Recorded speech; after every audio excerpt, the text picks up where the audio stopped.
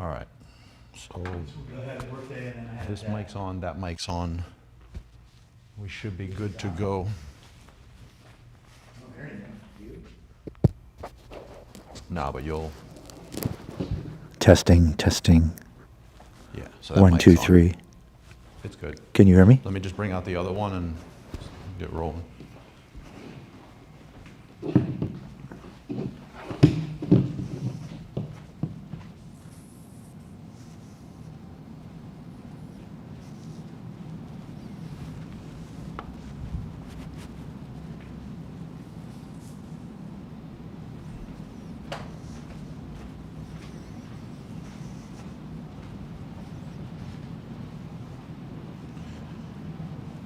Here we go.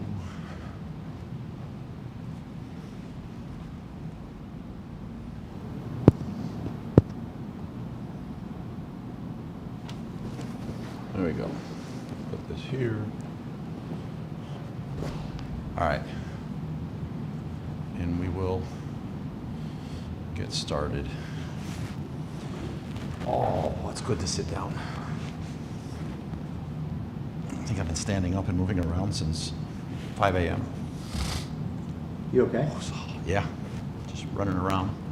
You know, every time I think of an energy drink, I think I have an energy drink, I think of you telling me about your energy drink, and I'm like, how many did I have? Because sometimes I enjoy the taste, so I'll have 1 or 2 Red Bulls, and I think if I get it with monk fruit, I'm healthier.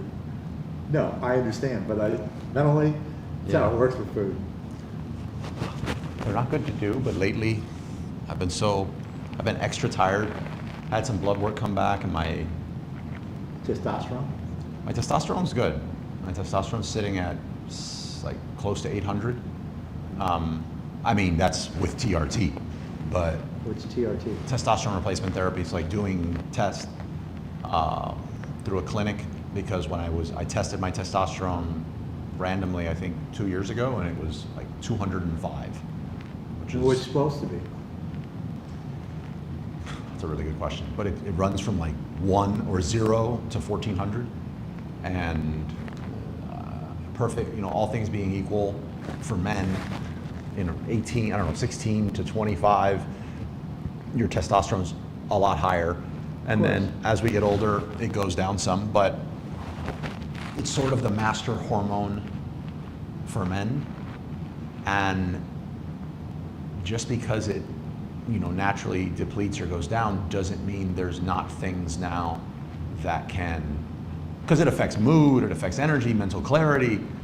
There's a lot of things that we've just accepted sort of as like, you're getting older, you should be a little more, that's normal. But you can, I recommend doing it with a doctor. Welcome, bro. Of course. Yeah. Everyone will start rolling in now, good to see you. Alpha breakfast. I recommend doing it with a doctor. Of course. Who's Right. going to do this on their own? Well, you can get testosterone like very easy and take it, and it will do great. And you could probably AI it, your doses, and be good. It's very, very easy to get a hold of. But how would you know when you were ordering it online, what you were ordering? It's so, there's like compound pharmacies and all kind of other stuff that you can, But you need a prescription for that. you need it, you're supposed to have a prescription for it. Yeah, but you could go into any non-LA Fitness gym and just kind of eyeball like who's 50 and looks jacked, you know? And no, really, like who's 50? No, I like that because that's true. Yeah, You I'm walk not even in talking somehow, about- like, I want to go to your house. I'm not even talking about like off the charts bodybuilder type thing. I'm like, who's 50 and looks like, wow, like you should be in a magazine. Almost certainly, besides a lot of discipline, a lot of diet, and a lot of other stuff, for a man, you're taking some testosterone, TRT. It's like turning the lights on. And again, mental clarity, Maybe that's what I mean. everything, more pep in your step. The one that everyone kind of jumps to is a little more, I don't have that problem. right, well, There'll there'll be even less of tired, it. maybe, but There'll be even less of it. So you're just happier, depression, all kind of stuff. I didn't even realize I had an issue. I would have just said, I must be the poster boy for testosterone, 'cause I'm like a manly man and blah, blah, blah. And I went and got my stuff checked and I was like at 205, which is, I think under 200, you could go to like legit hospitals and doctors at that point start advising you. Like, hey, this is something, but there's nothing that says you can't be higher. I'm not sure that You it's. test for that specifically though, right? Yeah, you test for that It doesn't hormone. come back in like a physical. I don't believe it'll come back in a regular physical. I think you'd need to do a hormone panel to do it. Do you know what I've done? And to kind of tie this into what we're doing now, like every year I have a goal and steps for that goal that get me to like a 5-year goal. So like I get it out of a book called Traction for Businesses, and it's rocks. You set these rocks in your business and you hit these rocks. And as long as you keep hitting these rocks, you can gauge whether you're on track to hit your 1, 3, and 5-year goals. 3 years ago, I was like, okay, in 5 years, I want to be in like much better shape. I picked a specific weight, not just the weight too, because I could starve myself, but like activities that I wanted to be able to do without an issue. Walk the parks at Disney for a whole day without needing a chiropractor, a Xanax, and you know what I mean, and hospitalization. Like a whole bunch of like stuff like that. I want to be able to, I don't know, I don't want to, there's nothing wrong with this, but I don't want to have to ask someone to get my luggage and stick it in the top. I don't know, for me, in an airplane.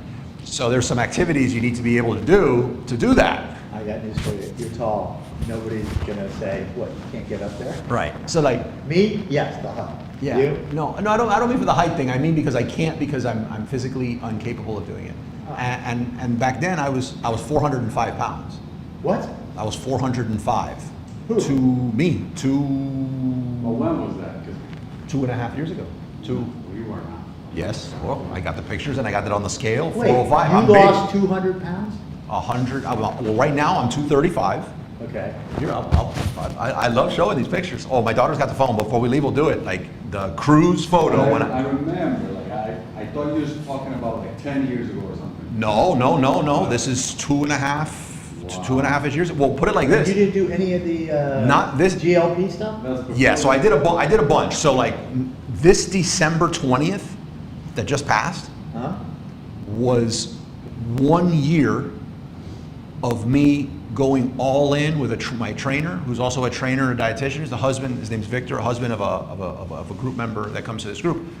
And when I weighed in, then I was 325. I had already, over the course of like a year to 18 months, been walking every morning because I couldn't really do much. I'd go to the gym, but I didn't know what I was doing. I really knew what I was doing was diet, but I was able to go from the 405, 415 to 325 in about a year. It's easy to drop off that sort of weight with minimal activity.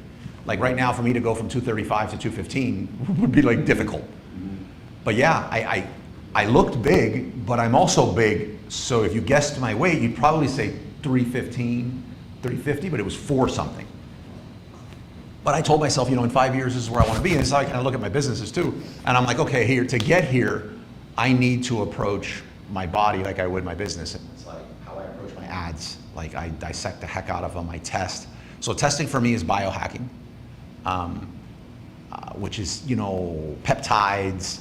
I do daily now, I do hyperbaric chamber.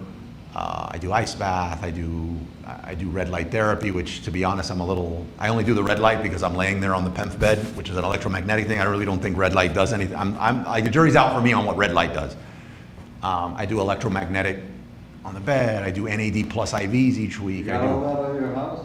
No, right, 5 minutes away from here. A place called BioCell, like that's right. Oh, okay. Yeah. Do you wear a copper fit?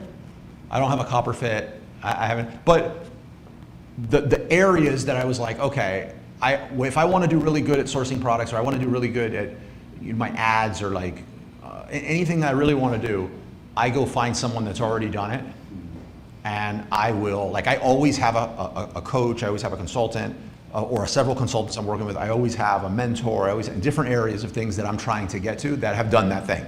Right. So Smart. for me, it was like, okay, well, I talked to some people around this area and they're like, man, sleep, hydration, what goes in your mouth, and exercise. Like those are the things. If you screw up on any one of those, it doesn't matter what you do on the other three. You could crush the workout, you could crush the gym, but if you don't sleep, that's it. Are you a good sleeper? I was not. I was a very proud getting up here. Now I cringe looking at the videos like, you guys don't really want it. You sleeping 8 hours, I do 3.5 hours a day. Like I did that, and I did that for a long time. And I'd have to say one of the things I regret out of all the stuff that I've got up here and talked about is that, like, that was very ignorant of me. That was like, I don't do 8 now, but I have a non-negotiable 7, unless like my kids are sick. And that has such a direct. Does that mean you go to bed at a certain time, or you just stay in I bed? get my 7, and I shoot to go to bed. I still like to get up somewhat early, and I like to take my kids to school. Yeah. So Me too. I get up, I don't know, but like 5 a.m., 5 to 6. Well, I used to be like a 3:30. And If you got up at 3:30, what time do you go to bed? well, back then, midnight. Okay. Yeah. Now, So you're really only giving yourself 3 hours. right. Yeah. And it'll catch you. And I was just like, I have too much to do. I can't afford it. And, you know, the gross numbers in my businesses were doing good, but I went from runner build to 405. Like you could track my health. Wow. And I'm doing up here because it was going up, but it wasn't like in a positive What way. did you, when you were running, how much did you weigh? When I was running, I was 215. Like when I was running, No, you're but not that far right now. I look like, and I hate to use this as an example, I hope it doesn't offend anybody, but like people would jokingly be like, bro, did you get out of a concentration camp? Like my frame at 215, I'm bone. For me, with another like 10, 15 pounds off, people already start saying, flaco, or something like that. Yeah. Right. So at 215, it was like, it's not a good look. But the high from running, the alone time in my head, like that was my thing. Did you work out? Did you lift weights? I didn't do weights. Yeah, weights are, as you get older, they're more important. Yeah, I didn't It's do weird. weights. You want to do them when you're young, but I'd go into the gym and I would do something, and I'd be on the phone and like good intentions, but I'd leave 30 minutes after getting in, no sweat. that should be my new shirt. Good intentions. Instead of I'm a 2-drink minimum. But After 2 drinks, I you looked at it and I'm have like, to- okay, I'm very successful in my businesses and growing a businesses. Like, what do I do to do that? Right. And in reality, here are the things I do. What if I applied that to the personal side? And I did. I looked for some people, they didn't work out, and then somebody from the group were talking, and she's like, man, you know, you have so much discipline in your work and what you do. Do you know if you applied that to working out, you'd do great? I got my husband, and I'm like, oh, here we go. She's like pitching her husband, like, you know, and it was good. The everything sort of lined up, and in the beginning that was necessary. Now I would go out of my way to do it, but the gym it's like 10 minutes from here. It's a very foo-foo luxury gym, meaning it's very expensive, which Is means this Lifetime? no, this is more expensive than Lifetime, and without a fraction of the amenities. Like this thing doesn't even have a shower. Like what this thing has is like the people that attend it are all like OnlyFans, cheerleaders, government officials, like, but it's not that big, and there's almost nobody there when you go, and like everyone like stays away from each other, and nobody says anything, which is not to sound super antisocial. Like that's what I. Super private. basically. Yes, it's a very, very, very private gym, and it's got machine-wise and weight-wise, it's got everything you want. Okay. Like, and it's got some like they got some machines in there, $250,000 machines, like a lot of like dial-it-in type stuff. And then my trainer knows all that stuff, so he's like, man, it's right here, and I'll do it whatever you want. You want to go early, you want to go late, we'll do it. And I was like, okay, we did it. And the trainer happens to be a very motivational, very knowledgeable. Oh, that's even better. Right. So he was also very assertive, because I have a tendency to sort of steamroll people, or like, and with good intentions. Again, good intentions, like bully my way of doing things. And this was like, no. He was like, put the phone down. If we're gonna do this, phone stays there. Like, we're doing over this. You get the phone, do whatever you want afterwards. But like, right, just put it away. And he knows how to motivate, man. The guy could be like a Tony Robbins, like very, very motivational. Welcome. And we did that, and then it was like, he said, go get blood work. And I go get blood work, and then diet. And I put it all together, and that's what happened. So, and then the biohacking. So I've done it, and I've tracked it, and I'm on track. Like, I'd say I'm ahead of schedule on those things. And that's that's the same way I can't attack. imagine you at 400. That's just Yeah, unbelievable. it's hard for me to imagine now, but. It's like when you said the gym, I'm like, was your gym bonanza? Buffet No. table or what? No. You ate late at night. Huh? You ate late at night and unhealthy food. You know, it was more of I guess my metabolism's not the fastest, plus. That eat- lack of sleep will get you Yeah. swollen, fat. Yeah, the sleep. Yeah, the inflammation. When I was getting my blood work, like my inflammation markers were like off the charts. I was like pre-diabetic. I was like just all. Oh. So eating, nobody. Like I went from eating, like always loved like meat and veggies, always. But when I could also like on the way home from a stressful day, like frequently, would knock out a box of 12 of Krispy Kreme, like from in the parking lot, go. And no, that was nothing. Like that's nothing. Like I might do 2 boxes. Like when I hit it, and I did it frequently because I was always stressed. So couple that with when you're brainstorming, like nobody's brainstorming over broccoli and tilapia. You know what I mean? It's always pizza. It's always like no one does that late at night. Like no one's doing like grilled blackened tilapia and asparagus. You know what I mean? It's always pizza and pasta and rolls. And then afterwards, what do you feel like doing after you eat that? You got to get some drinks. So then it was always 3 old fashions, and it really just stacks up on you if you don't work out or you don't do a lot of other stuff. So that was mine. And then the group, we used to first of all, we used to meet 3 times a week. We meet once now. Well, and then we have the entrepreneur breakfast, but after each one of our meetings, we would all fall back and network at a bar. And that went on for years. So then at one point the doctor's like, do you drink? And I was like, well, I drink, but not like an issue. Like you're asking me that. I feel like if I have to answer that, that means I have an issue. And they're like, well, how much do you drink per month? And I was like, I probably do 6 per event, times 3 is 18, 18 times 4. And I was like, well, sometime I'll probably round up to here. I was like, I don't know, maybe 60 drinks a month. Like what? 60 what? And I was like, no, 60 hard drink. And I was like, that sounds like a big number. You know, when you put it like that. It does when you put it like that. But Nobody tells the doctor. But it's the data. It's all in the data. In your business, in your personal life is my thing. It's all in the data. And then, yeah, man, that's what it is. But I recommend it.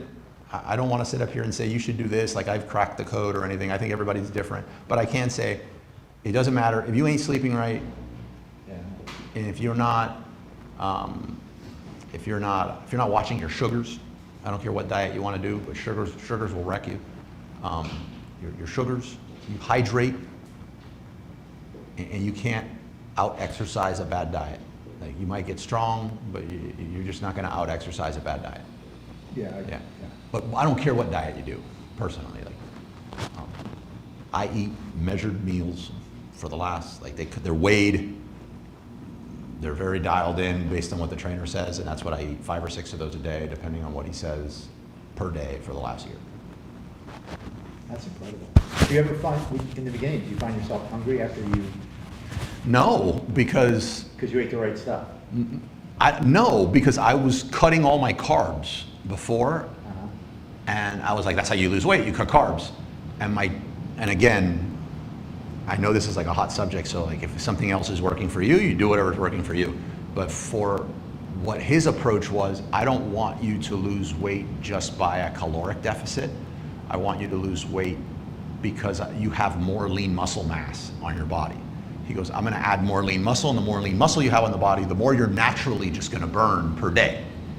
And to put that lean muscle on, I want X amount of protein, and I don't want more than this amount of carbs because this is extra, and I know how much you're working out, and I know what your day is, and I'm tracking your stuff. Like do that, and that worked, and that's what worked. I would go do body scans, and it'd be like my body fat percentage is here, my muscle percentage is here, and then sure enough, the diet was probably 6x more carbs than I was eating. Like my thing was I was trying to like not eat some of that stuff. But the thing is, if you don't, then you don't have the glycogen in your muscles from the carbs. And when you go to the gym, you can't hit it hard enough to bring on those muscles. Correct. So like it was, he pretty much, go figure, hire an expert to get you where you want to go. Because I would have done none of that. I was doing none of that. Right. It's crazy how that works. What a concept. What a concept, right? What a concept. Yeah, that's what it did. And now I can sit up here talking about it intelligently, but like, no, he's the one that knows. Even to this day, I'll struggle when he'll be like, next week we're going hard, I'm boosting your diet to this, and I'm like, but I'm gonna gain weight, I'm gonna get fat, look what you're adding here, you threw in 2 bananas. And he's like, that's it. You still do the GLP stuff? When I started, before I met my trainer, I was doing trizepatide. And it works. The issue with trizepatide is, I mean, there's 2 things. If you're holding too much weight, it's gonna help to drop the weight, but it also cannibalizes your muscle. Like, it doesn't know the difference between, so you're gonna drop weight because you're not gonna eat. But if you don't eat, there is a cannibalization of the muscles that happen. So like, is it better? Are you in a situation right now? It's like, So you have to work out more. well, You have to lift more. Right, but the thing is, if you're gonna lift more, you need to eat more.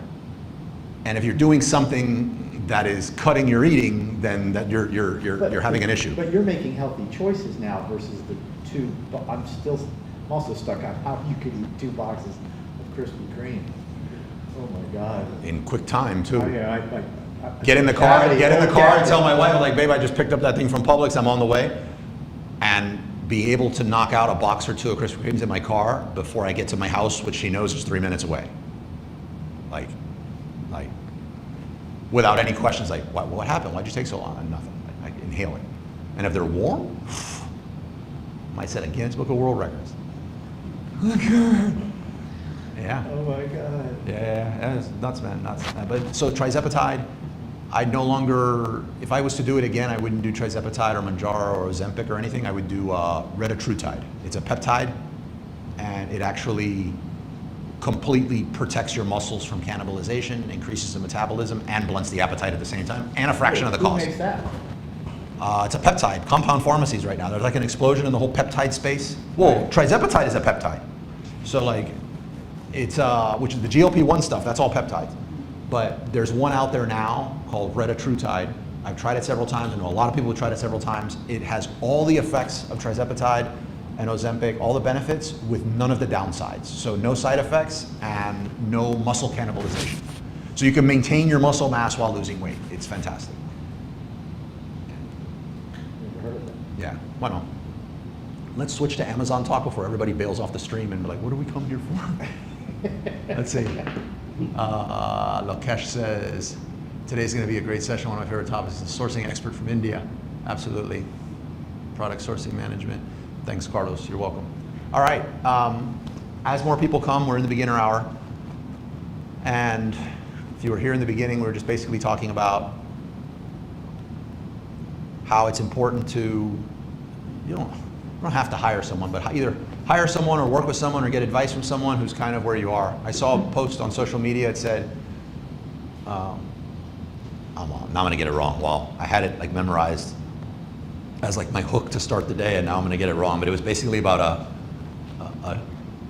a tree that throws shade but bears no fruit shouldn't be of any impact to you. So it's basically trying to say something like, what is it? Constructive feedback.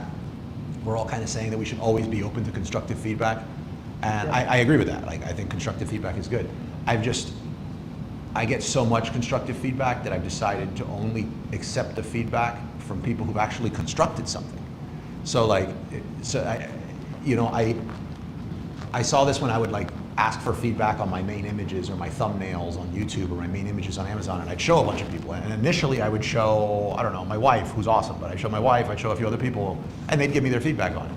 But they had no concept on like what stops the scroll, what gets the click, what a conversion rate was, what CTR was, or anything like that. So does that feedback, does that constructive criticism, should that carry any weight for me? No. So it's important to accept constructive criticism from people who have constructed something, have constructed a main image, have experience on main images, they've gained money on main images, they're lost on main images. I'm not saying just extra insight is not helpful, but be careful what changes you make based off of somebody else's constructive criticism who don't have experience on the path or the destination where you want to go. That's pretty much what that quote was about. But we were talking about how you apply the same thing to your business, to your personal life, and you can go figure, get some pretty great results. You got a trainer? and the trainer helped you see the path. Yeah. So if the trainer wasn't there anymore, you'd have to construct the rest of the path. I would, and initially, because my trainer's not cheap, by the way. I think I pay, I think all in like $1,200, $1,500 a month for this trainer. For the amount of sessions we get, the breakdown per session is not bad, but I think for most people, if you're like, I'm gonna put in $1,200, $1,500 a month, that's like a non-starter. But for a trainer, Come on, that's your health. That's your body. Well, That's still. the most important thing you do. Who cares about your car? yeah, so but I told myself in the beginning, I was like, I'm just gonna do this for like 3-4 months, because this is like ridiculous to me that I would, and then I'm just gonna like memorize all the workout regimens he has me do, and then I'll just do it on my own. But, you know, God forbid something happened with my trainer and I, or my trainer moved or something, I would immediately prioritize getting another trainer. Right. Like, I know the workout's gonna have me do, but it's just not the same. Like, and it applies to business too, but like something as simple as you're gonna work out. In working out, almost nobody would disagree that working out to failure is what grows your muscles. But outside of working out, everybody freaks out when you talk about you need to increase your rate of failure to succeed. But the same applies, like Right. in your ads, in everything. Like you got to fail, you got to move forward, you got to move fast. But for some reason, that concept in the gym when you're working out with weights, everyone's like, yeah, go to failure because that's how you grow your muscle, and you got to destroy it. And we all get that. But outside of the gym, all of a sudden, like nothing that doesn't apply anywhere. We know it does. Yeah. And figuring out why that bothers you, it might be your neighbor's opinion, your significant other's opinion, what their perception of you. For everybody, it's something different. But I think figuring out like why you understand it in one area and not the other, like what's not allowing you to understand it in the other area is a big unlock for people. Yeah, I would immediately go out and get another trainer. Immediately when I get to the end of a relationship with a mentor of mine, I'm immediately looking for like who that other mentor is and in what area. Just the stakes are too high. And now, I mean, it always does help to have some validation. It's like, wow, wifey's happier, kids are happier, I'm happier, my business is making more money, I'm able to work, I'm able to do more in less time, and it's all the ROI that comes from these personal health benefits in your business. But big deal. I would encourage everybody at a bare minimum, go get blood work. It's so cheap to do now. Just like figure out what's going on with you instead of figuring out what software and all these other hacks that everyone in e-commerce talks about. I like this one called Prime MD, just because they're so convenient and so cheap, but there's so many out there now. Who are they? Prime MD's online, and then they'll ask you like, what's the closest, I don't know, Quest, or what's the closest place to you? Oh, okay, so you just go over to the, You go, you buy it, I don't know, like a specific panel for $30. And then they give you a calendar, and there's premium placement secured at these locations. Mm-hmm. So within an hour, you could go walk in there and in and out because you come from Prime MD, and you go to any of these blood places and you do it. And the tip here though is get your blood work, just like you get your PPC data or whatever else is going on in your business. Get it and create a folder in AI. I use Notebook LM, and I drop those things in there, and I have a breakdown. Now, I'm not having AI give me, like, if it comes back and says, hey, you're, like right now I'm dealing with a liver thing, and it's like, hey, your liver enzymes are through the roof. If it's in a bad way, I'd be like, okay, it's time to go see a doctor. And I'm not gonna just like, treat me AI, but there's a lot of stuff like the interpretation of what's going on now with AI that's extremely helpful. Yeah. And I use Notebook LM. So I create a notebook. I did that for a medical result. I went to an MRI. I have a hernia that flared up in December. And I went to an MRI, and he gave me like a batch of text like this. And Yeah. I'm not reading that, I don't understand it. I threw it into Notebook LM. So yeah, I did a presentation about it. yeah, With images, it shows like the protrusion and how the disc popped up and is touching the nerve, how is that affecting the sciatica, everything is clear in one image instead of reading all of that stuff. oh yeah, and then trying to remember what you read, yeah. Yeah, all the terminology, it just makes a little So what happened? presentation. What did you do? So Carlos is medical. Quick movement, I guess a lot of sitting is very bad for us. Yes. I bought a You standing get deck. one of those chair cushion? I think I need one of those $1,000 Harman Miller. That's what I invested in, yeah. You have that? The Herman Millers, yeah. Well, the Herman Millers are perfect, but if you don't want to go to the price range of the Herman Millers, there's I have some of them here, some Herman Millers here, and some of the other one that I'm talking about. I always call it in-case or Casematic or something. They're also not cheap, but they're a fraction of the cost of Herman Millers, and they are just as good for posture and sciatica issues. So if you wanted to try them out before going, feel free to do it. Yeah, great investment. Well, these chairs are actually the worst right here. Yeah. They're like the worst. That wasn't by design, but yeah, they're the worst for that. But this one, I have different notebooks. Like my main notebooks for medical stuff, I have in a different notebooks. Like this one's connected to my Bluebird Marketing Solutions email. So my whole team has access to it. So maybe there's certain things I don't want, like the whole company to know. But since I've been trying to encourage people to do it, like you just come in here and here are my sources. This is all blood results. These are all lab results for different stuff. If I get a new one, I just come in and I add a source, and now I just have a conversation here and ask it for breakdowns. Like, I don't know. Let's say you have a. How are my triglycerides? I'm sure I spelled this wrong. High sodium or like very salty or spicy pizza. Yeah. Would you go here and ask it?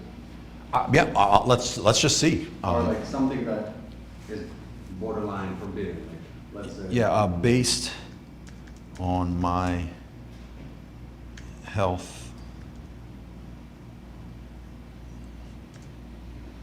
can I eat Sushi. Sushi? Yeah. I have no idea. I hope it says yes. I love sushi. Right? You don't have to do everything it says, but like. So it's checking the ingredients and the reactivity. So I took an allergy panel to find out like what I'm sensitive to. So it's going to check that. And one of my sensitivities is rice. So it might do based on my All results. rice or just white rice? All rice. And what do you get from rice? Like, I thought it's like the least. The high number of sushi sensitivities while fish is generally recommended.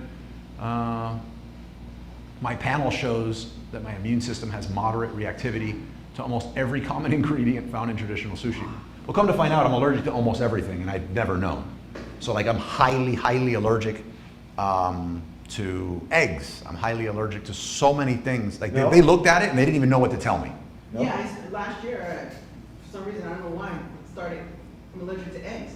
Yeah, turmeric. Did you feel it in your body? I've never felt it my whole life. I was running to the bathroom. Oh, I didn't run to the bathroom, I didn't everything, but apparently how it affects me is inflammation. Yeah. But I did. Also, inflammation is a real allergic reaction to it. Right. Yeah. But it wasn't like, if it was inflammation, like my eyes would swell shut, I would know it was more internal inflammation. So I never known, but pretty much everything. Yeah. So yes, I was gonna say I didn't think it would be an issue. The wrappers, the soybean. This isn't saying these are bad. This is saying based on my results. And then the dangerous raw fish and liver stress. My April 2026 confirmed that my liver enzymes are actively spiking. I'm going to tell you I had a liver issue. I have an alt of 103. Yeah. Wow. Apparently no more sushi for you. Yeah, I discovered that apparently discovered last week that I probably have a nasty little liver disease. I have to go in. I got results. It says I apparently have some tumors. I need to get biopsies. So like, it was a pretty big deal. Wow. So Wow, that's not what you want to hear. no, but it's better to know. Let me get out of here. Yeah. Hello, Candice. Who is that? Beto. Bello says, challenging moments with trade fights between the U.S. and China. How to adjust strategy to be successful? We're going to get into that. Absolutely. We got another like 15 more minutes in our beginner hour, and we're going to get into all that. Definitely. Yeah, I would say if you're running ads, or Kit, for example, I get our email newsletter, and I'll come in here.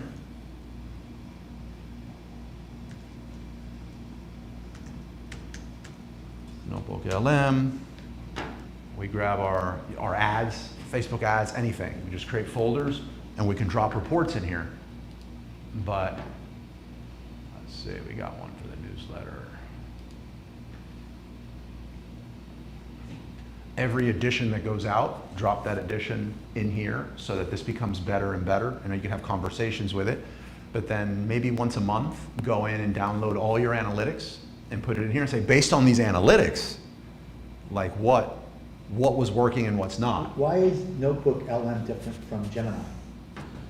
Gemini, well, first of all, it's all Google, but Gemini's like your ChatGPT, and you have a conversation and it goes across the whole web, and you can do a lot of cool stuff. Notebook LM is saying, consider nothing outside of my source of truth. So when I put my blood work in there, or I put my emails in here, I don't want it to go out there and scour the web for the best practices around email. I don't want it to do all that. I want it to look at just my sources of truth.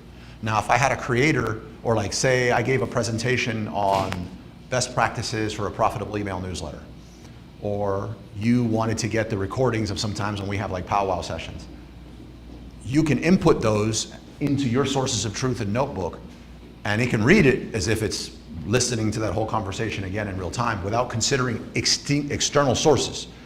And then once you've been able to come up with some information, like here, you know, I've looked at my analytics, I've looked at all my emails, or your PPC, whatever you want to do, I can now ask it to say, okay, give me I now want to get this, and I now want to have a broader research conversation. So give me, I'd explain, hey, I'm about to jump into Gemini and start brainstorming stuff based on what we're talking about. Give me like an executive summary, or give me a summary of everything that Gemini would need to know based on all these truths, so they can pick up right where I need it to pick up. It'll give me that summary and say, here, paste it just like this and say this. I get it, drop over to Gemini, and now I have that conversation. And then depending on where that conversation goes and what I've learned, I'm not just gonna get it and pop it in here. I'm gonna go do more stuff based on it and be careful on what I insert in the notebook. So the notebook is just what's in the notebook is the only sources it'll consider. Okay. Yeah. One of the ones I'm working on for the group is I've grabbed all of our live streams and the transcripts and everything like that, and I'm trying to create something within Gemini that will allow any of us to go in there and be like, he said something one day about X. Right. What was that thing? And it can find it in no time without you having to like figure out what day was it, what event was it, Open it up. read it. where is it within that 2.5 hour file? Right. You know? Exactly. Yeah. Yeah, I like that. Yeah, but everybody at a minimum should be doing this with their ads on Amazon. All of your advertising should go there.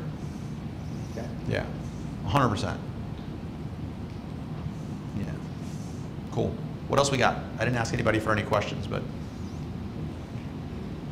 who's got any beginner questions for the last 10 minutes? God forbid I start the main topic and somebody's late and gets here like right at 2. I think this is a beginner question. So, you know, I have my grip strength brand, Yep. but I also would like to start, and I actually have already, the product is in the States. It's a supplement.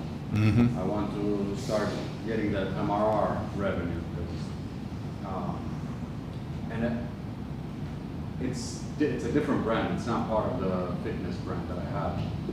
So starting a new brand Yeah. on Amazon, specifically Shopify, yeah, you start a new account, you start a new Shopify store, and that's it. How does it work for Amazon? I heard they're strict if the same person has. You're allowed to have multiple accounts, but the rule around multiple, well, first of all, you should have a different account. Let me back up. You can run as many brands as you want under the same account. There's no rule against that. Okay. You can be brand registered and be the brand owner of multiple brands on one Seller Central account. I don't advise it, because that one seller account is probably an LLC, Yeah. right? And I find it and I'm choosing my words carefully now because it's like getting into a category that I hate, which is like bookkeeping and taxes and all that there. But what I can tell you is that the brands that we create, we're going to be able to sell them one day. So I've exited a lot of brands that I've created. And whenever I would put all the brands under one business and one seller account, when someone wants to buy my brand, they don't want to buy all the things I got going on that account. They just want to buy the brand that they want. So the books become like cost prohibitive to like rip out only what is pertinent to that brand. Then they probably want to buy the brand and the account itself, but nothing else in the account. So now you have to recall everything that was in that account, which screws the books up even more because now money is being used to recall. So it makes the transferability of the asset or the business that you want to sell just off the charts complicated. Now, there are no pros to doing it under the same one. If anything, if one brand was to get in trouble, all the other things on that account are kind of inheriting that trouble. If one of the brands is messing up the inventory health, they're not going to break it up. They're going to be like, oh, your inventory. So the only benefit you have is, the only con you have is that by separating it is that you have to pay an additional $39.99 a month, and you're going to have to duplicate some of your filings. Like you now have separate books. But the advantages are great because if one of them starts doing really good, you might get a better chance for a line of credit. You might, you want them separated. Otherwise, I think it becomes almost impossible to understand what's going on with this. So Amazon doesn't forbid one person having the same? No, having 2 or 3 brands? No, the rule on that is everything has to be different across the different brands, with the exception of you exist as a business owner on both of them. You can share the same IP address that you have in your house, and you can share the same Mac ID or your device. So you can have a device and you could interchangeably switch because they can read the device, they can read the IP. That's how they catch it. But in the setup process, the cards, the banks, the ship from, ship to address, the phone numbers, the billing addresses, everything else must be different. And those accounts can never sell the same product. As long as you do that, you're fine. The way I used to do it, the way I still do it, I contact seller support inside the seller account, and I say, hey, we've done so well, it doesn't matter if you're not doing well or not, we've done so well selling on Amazon that I've decided to add another brand to the catalog, which implies it's not currently on the catalog, and Amazon's the everything store. They want everything under the sun to be in their catalog. I'm understanding that I can't have multiple seller accounts. This other business will have a completely different EIN. It's a separate business and has a different tax structure. Please advise. They used to respond with, thank you so much for letting us know, and there was a process for getting a hold of Amazon Seller Performance to like give you a nickname for the account and a whole bunch of other stuff so that you could safely do it, and they would share the rules regarding multiple accounts with you so you don't break them. Now, what they're going to do is they're going to respond and say, you're allowed to have as many accounts as you want as long as they abide by Amazon's terms of service. But they don't tell you what the new terms of services are on those other accounts. And those are the ones I just shared with you. I still do it even though I know they respond that way, because I want to be able to point to that case later on in case there's any issues. Like I err on the side of paranoia with Amazon. And I keep that in a file. It's got the case number, it's got the date, it's got the person that said it, and be like, hey, look, this is what, if you have any issues, like, this is what I did. But I've never actually needed to use that. So that's what you do, but have it as a separate account. Why do you think Amazon's promoting so much that 60% of the people on Amazon are small businesses? I mean, I just started seeing all these, they're all over on different networks that they're, you think they caught some flack? Amazon's catching a lot of flack. Some of it, most of it I think is, most of it's unfortunate, and I think it's, when I talk about Amazon, it's very difficult for me to separate, it's very difficult for me to not be biased, to be fair. I was delivering subs and a dairy clerk. I'm an elementary school dropout. That's what I was doing before Amazon Seller Central came on my radar. And we did over $170 million in sales last year. I mean, that's surreal. Like, how does that happen for somebody like with my, I've started a community behind it. I've spoken at events. I'm on boards. The majority of people I know are Amazon sellers. So like, it'd be very difficult for me to say like Amazon should be punished. You know what I mean? I'm like Amazon for president, you know? I just wondered. Yeah, but so then on the other hand though, I'm also an Amazon consumer. I don't want to shop anywhere else but Amazon. I hate going to the mall. I've always hated bad customer service. Every time I'm forced to walk into a Best Buy, I feel like they should be closed and Amazon should just take it. You know what I mean?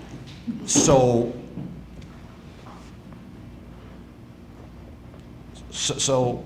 some of this stuff that comes up though, like what they're trying to do right now is they're actively trying to break FBA. So they're trying to separate Prime and FBA because of something that Amazon's always had, which is when you go to, say you want to sell that water bottle, you have the option to sell it yourself. So if somebody buys it, you run to the garage, you get it, and you ship it. That's called merchant fulfilled. Right. And then you have the option to pack it in a box, one or multiple, and send it to their Amazon fulfillment centers. They warehouse it, and now when an order comes in, they ship it out and they do everything. The difference is when you sell that product yourself directly and you fulfill it, it's not Prime eligible.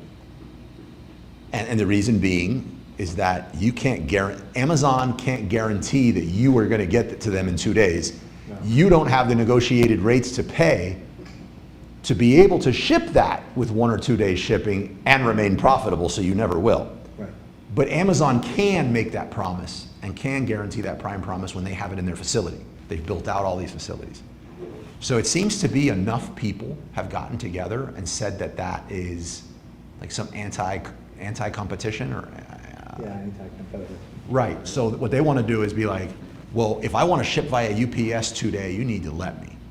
So obviously UPSs and FedEx and DHLs, like all these people, they're down with that because that would mean more business for them. Of course. The reality is before Amazon, it was 6 to 8 weeks to get your stuff delivered. You know, like you'd order something and it was 6 to 8 weeks.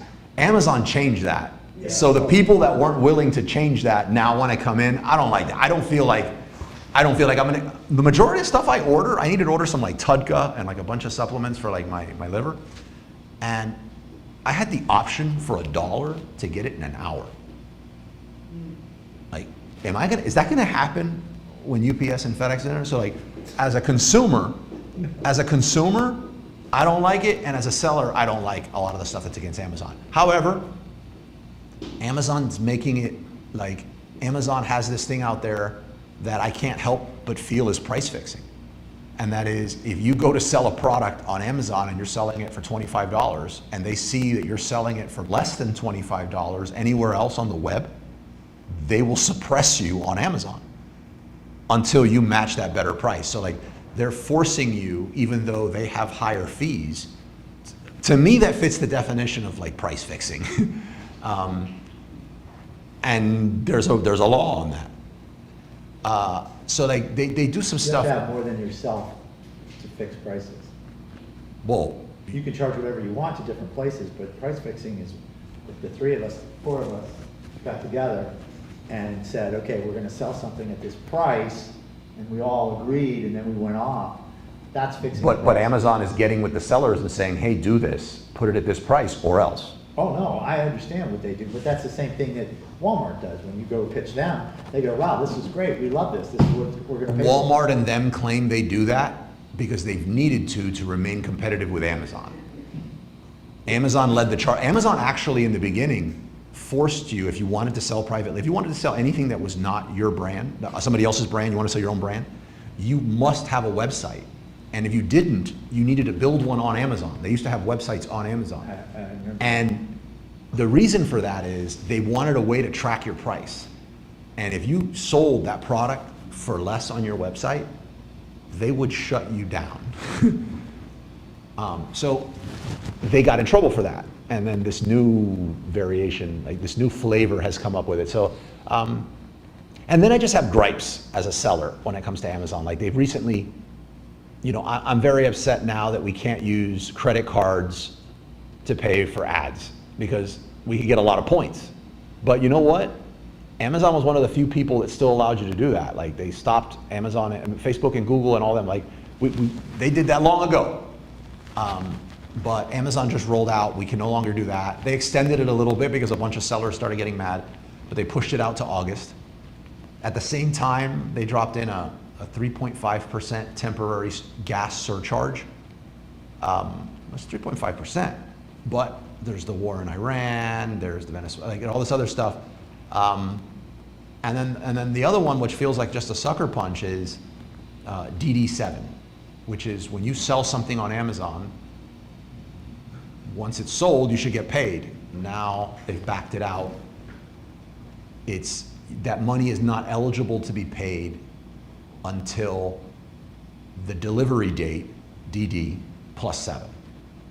So when the customer gets it, or the tracking number confirms on the tracking number that they got it, +7 days, now the money's eligible to go out. So that's gonna create a pretty big cash flow problem for everyone. I don't like that kind of stuff, but I think it's not, you know what that should do? Instead of just like, and complaining, like, start focusing on Shopify more, start focusing on other platforms. You're on somebody else's platform. Yeah. And if you tried to get the same amount of traffic and conversions that you can get on Amazon anywhere else, it would be more expensive than the fees that So they if have. you were on, Walmart.com, would Amazon be looking at that too? So Oh yeah, look at everything. Look at everything. Yeah. Yeah, they're about to dive in and look at TikTok, like your TikTok shop and stuff like that. So it's pretty big. Pull this down. Carlos, do you have cups anywhere? Oh my God, I didn't pull out the water. I didn't make the coffee. I was sitting here and That's okay. no, yeah, let me get some cups. Anyway. Let me grab some water. Give me a second. We'll transition now into the next one. Yeah, I get.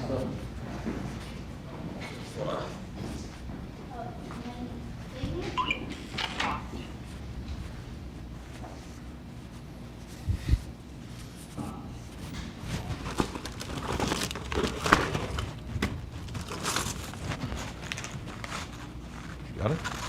Those biceps, those guns. What else? No, Yeah. not that. I don't have time to make the coffee, but I'm gonna bring out some pastelitos.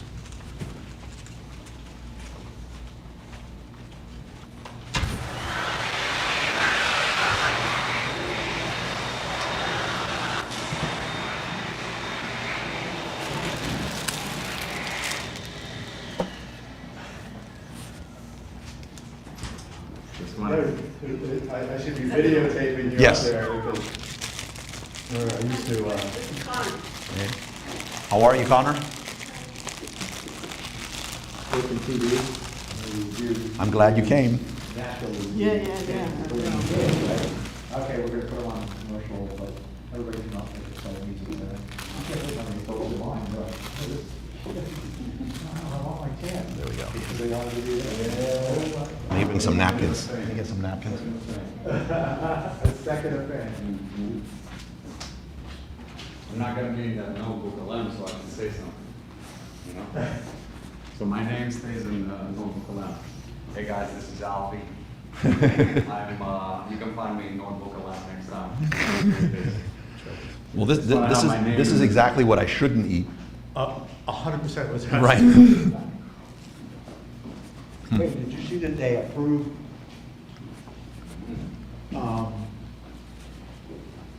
Wegovy for liver? I was watching the thing on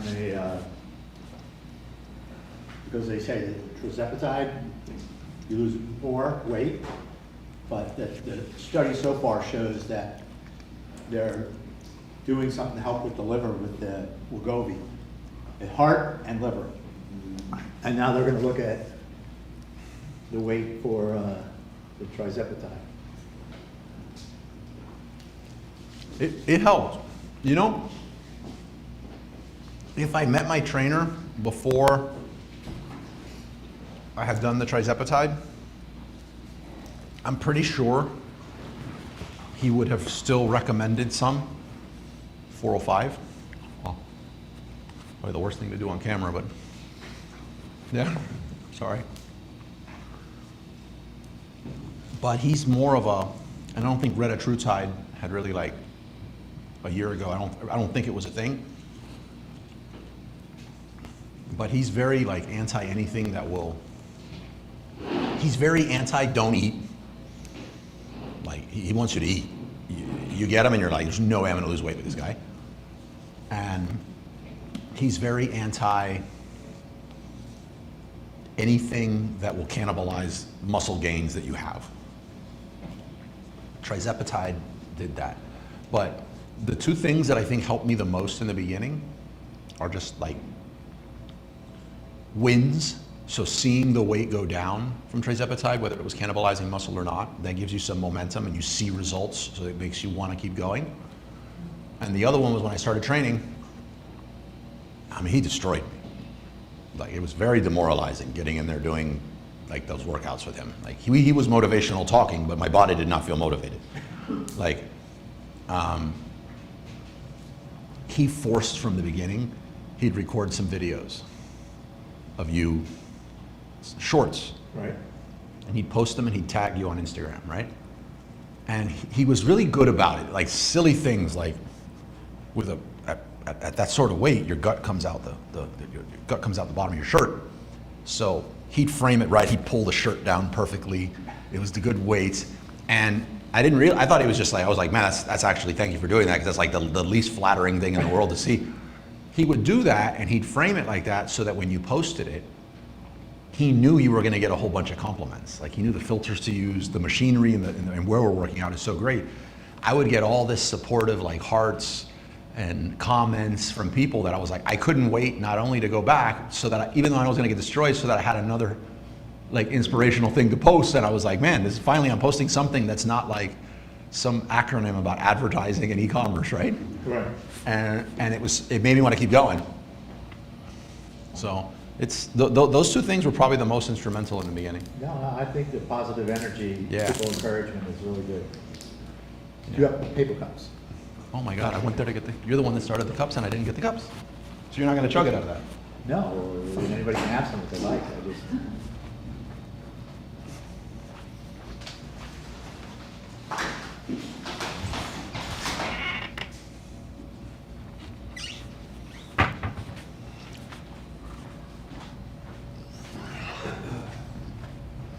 There you go. Ah, thank you. Do you want some? No, I'm good with it. Thank you. All right. Janet, Candace. Okay. We got a lot to cover. At some point later in the presentation, if it makes sense or if I don't do a good job describing it, I might pull some of this on the computer and show it. If I do, I'll connect it to the stream so everybody on the stream can see it good. But when it gets to that point, it'll be something, there's a Chrome extension that I think is really good called Alibaba Lens. And there's another one called Axio, ACCIO, which is amazing for product sourcing, especially product sourcing in China. The Alibaba Lens is especially helpful because wherever you are on the web, this could even be a video you're watching. You pause it, you click Alibaba Lens, and then you just kind of like drag over an area as if you wanted to do a screenshot, and it will locate that product, where it's selling, what it's selling for everywhere, who are the suppliers on Alibaba, AliExpress, 1688, and several other factory-based platforms that are selling it, that manufacture it, have the capabilities, that manufacture it and have the capabilities to do it. From a time perspective, that used to take me, I don't know, weeks, usually from 12 p.m. to 5 a.m. It knocks out weeks of that work really quick. The other advantage is the suppliers that it surfaces through Alibaba Lens are all verified suppliers. So you're not dealing with this, you know, you're looking to get a gym bag. You know this gym bag is probably $8 to $10, but you have somebody saying 30 cents just to start some conversation that's gonna go nowhere. Right? So when we get to that part of it, which will probably be towards the end, if it makes sense for me to pop it open and show some examples of being used, I'll do it. The presentation topic is sourcing products in China. What that means is sourcing profitable products in China. Because otherwise, no one wants to just source products from China. Anywhere, for that matter. And one of the pretty critical things of doing that is you have to know all the fees involved to know whether something has a chance of being profitable. So I put together, I'll reference it, there's no way I could have it all in my head. I put together a doc that breaks a lot of it down.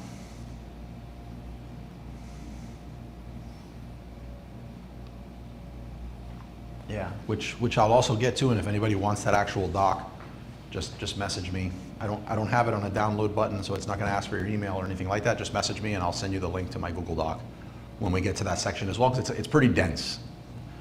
In it, I go over 2 examples, which we'll use throughout, which is one of them is a glass French press, and the other one's a wooden French press. And it just gets to show you the differences between majority of people sell plastic or non-fully glass French presses. And the breakdown shows you, since glass has like a 20% tariff coming in, and the plastic and the wood only has a 10, you'd think it would probably be better to avoid the 20 to sometimes 25% tariff on one coming in. However, that same product on Amazon, to stand out in ads and compete, it's massively more expensive at an ad level to do the wood and the plastic. There's almost no competition for the glass on the ads. So you recoup whatever you would have paid in tariffs within like 60 days. So it's not as straightforward as you would think. There's like a lot to take into account when you're talking about sourcing a profitable product from China. I'm gonna back it up from the basics since we haven't covered this topic in a long time. And one of the things you should start with when you're sourcing any product, but especially a product from China, is I call this phase differentiate or die. And think about diaper bags, think about yoga mats. There's really not a great deal that you can do to differentiate those things. If you search for blue yoga mat on Amazon, what would you decide on? You're like the least yoga person I've ever seen, but like we'll go with you. What would be, and let me throw you the mic too, so everyone can hear your yoga voice. I do yoga sometimes. I used to, so I'm just messing with you. Nobody's ever said that. Listen to this yoga voice guy.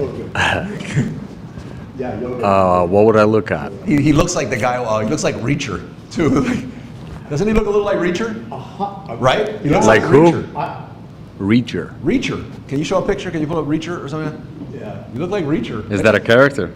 Reacher. Yeah, like probably the most jacked, popular show. Oh, I see. You look like Reacher. Yeah. Gotta get back in the gym for that. I gotta contact your trainer to Yeah. get like Reacher. It's like imagining Reacher doing Oh yoga. yeah, I see it. I would probably look, well, because I've tried several, I would go with the thin and wide. I would look for that. Like, No, I mean, you're on the, like, take off your business hat for a second. You're on the market, and I don't know, you just met somebody, she's into yoga, you want to grab 2 yoga mats so that you guys can hit a yoga class up on the weekend. You don't know any brands in the yoga Yeah. space. So you go to Amazon and you search yoga mats. What are going to be the main drivers right? You see it. You have to see it. Yeah. What are going to be the main drivers for you to decide what yoga mat to buy? Anybody can chime in too, but like Color, color. foam, probably the density. The aesthetics makes a difference. Yeah. I would look at like thickness and size. That's all, and how wide it is. Yeah. Okay, that's good. That's not what I was expecting. So I want to show you a Carry? visual. I don't believe that's what I don't. You know, I And don't if it believe has a that's what it's bag, gonna yeah, be. if it comes with a bag, you know how Amazon listing images have that like Right. additional thing. If it has a bag, that's definitely I think I would definitely go for that one. So most people, you know, I'm not even going to say it because I want you to see the visual, and I'll talk it out so everyone on the stream can kind of see what I am referring to. Yeah, so did you see Reacher? I haven't seen it, but I just looked at the Oh. picture and If you watch it, what's funny, you looked him up one time, see what he did? If he played football somewhere, because he's huge. No, I'm like, it must be. So let's try to rapid fire this, right? Because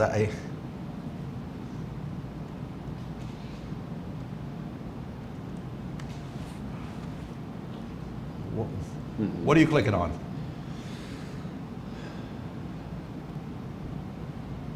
Number 3. Right here? Out of these, probably 3 or 4. oh, look how wide it is. Thick, comfortable, Okay, non-slip. so that's interesting. What else would you look at? So now you're looking at 3 and 4. Let's roll with it. It's not what I was expecting you to say, but let's roll with it and see if we get there. So you're looking at 3 and 4. You're going to click on one. Look at just look at the listing. And like, what would you?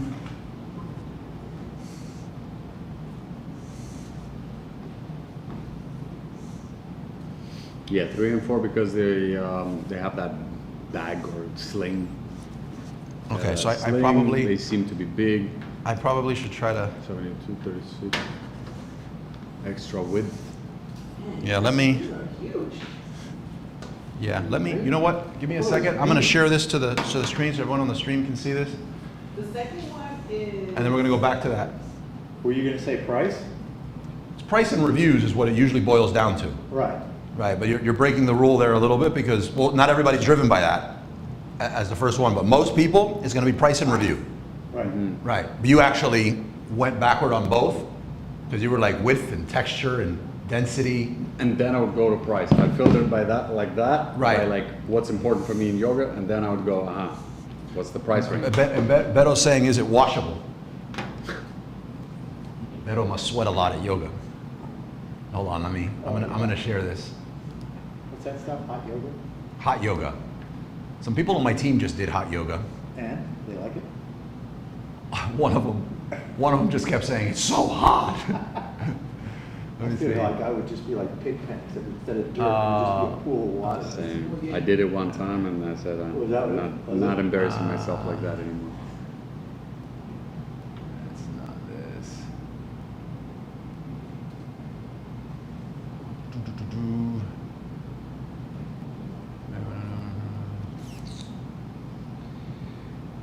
Source. See. Come on. Oh, I like this. Is it washable?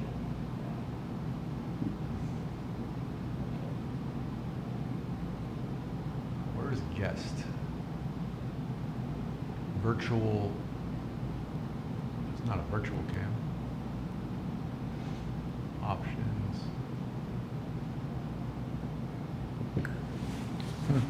Interview chat.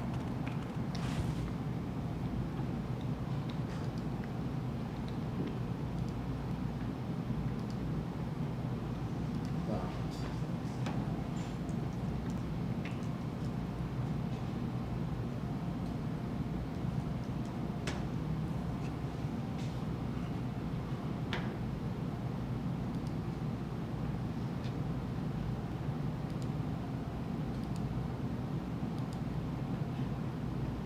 Why is this taking so long to load? send it to myself.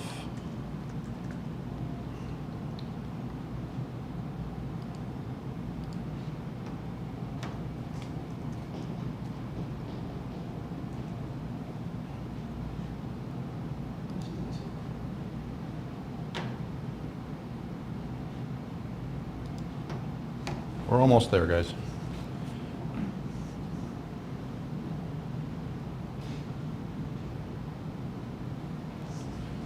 I meant to put link, it said kink.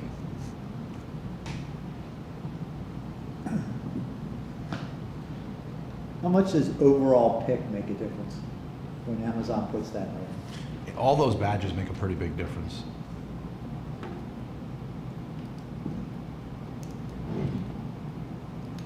Is overall pick because they sold the most? Or they advertise the most? Well, overall pick, If you advertise more, will it make you an overall pick? that would be one of the ways to get there, but it's the one that's overall picked as far as purchasing based on that keyword search. No, because I'm looking at blue yoga mat. It's always interesting when they're not all blue. Yeah, I don't know why this is not.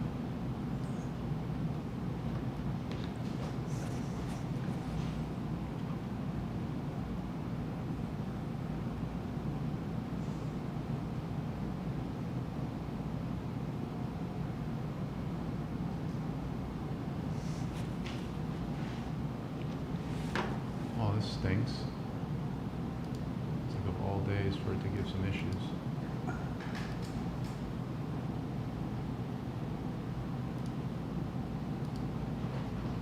man.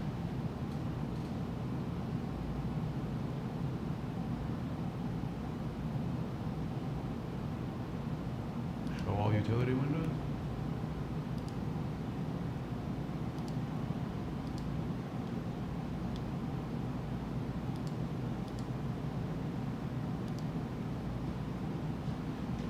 Try one more. Yeah, there we go. Thank you. And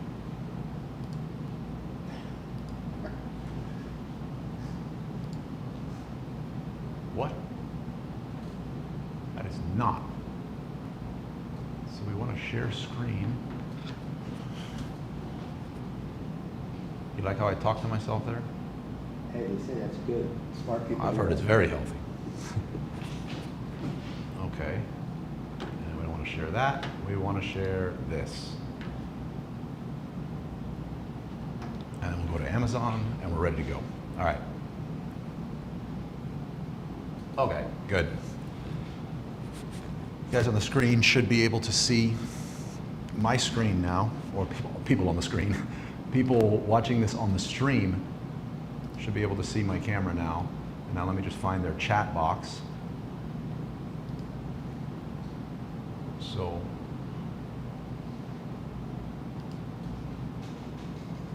I need that. There we go. I was gonna take that off and there we go, chat box. Okay, I can see everybody's questions now. So here we are. So we did it again. We searched for yoga mat. You decided number 3 and 4, which is these two. And where'd you go with it from here?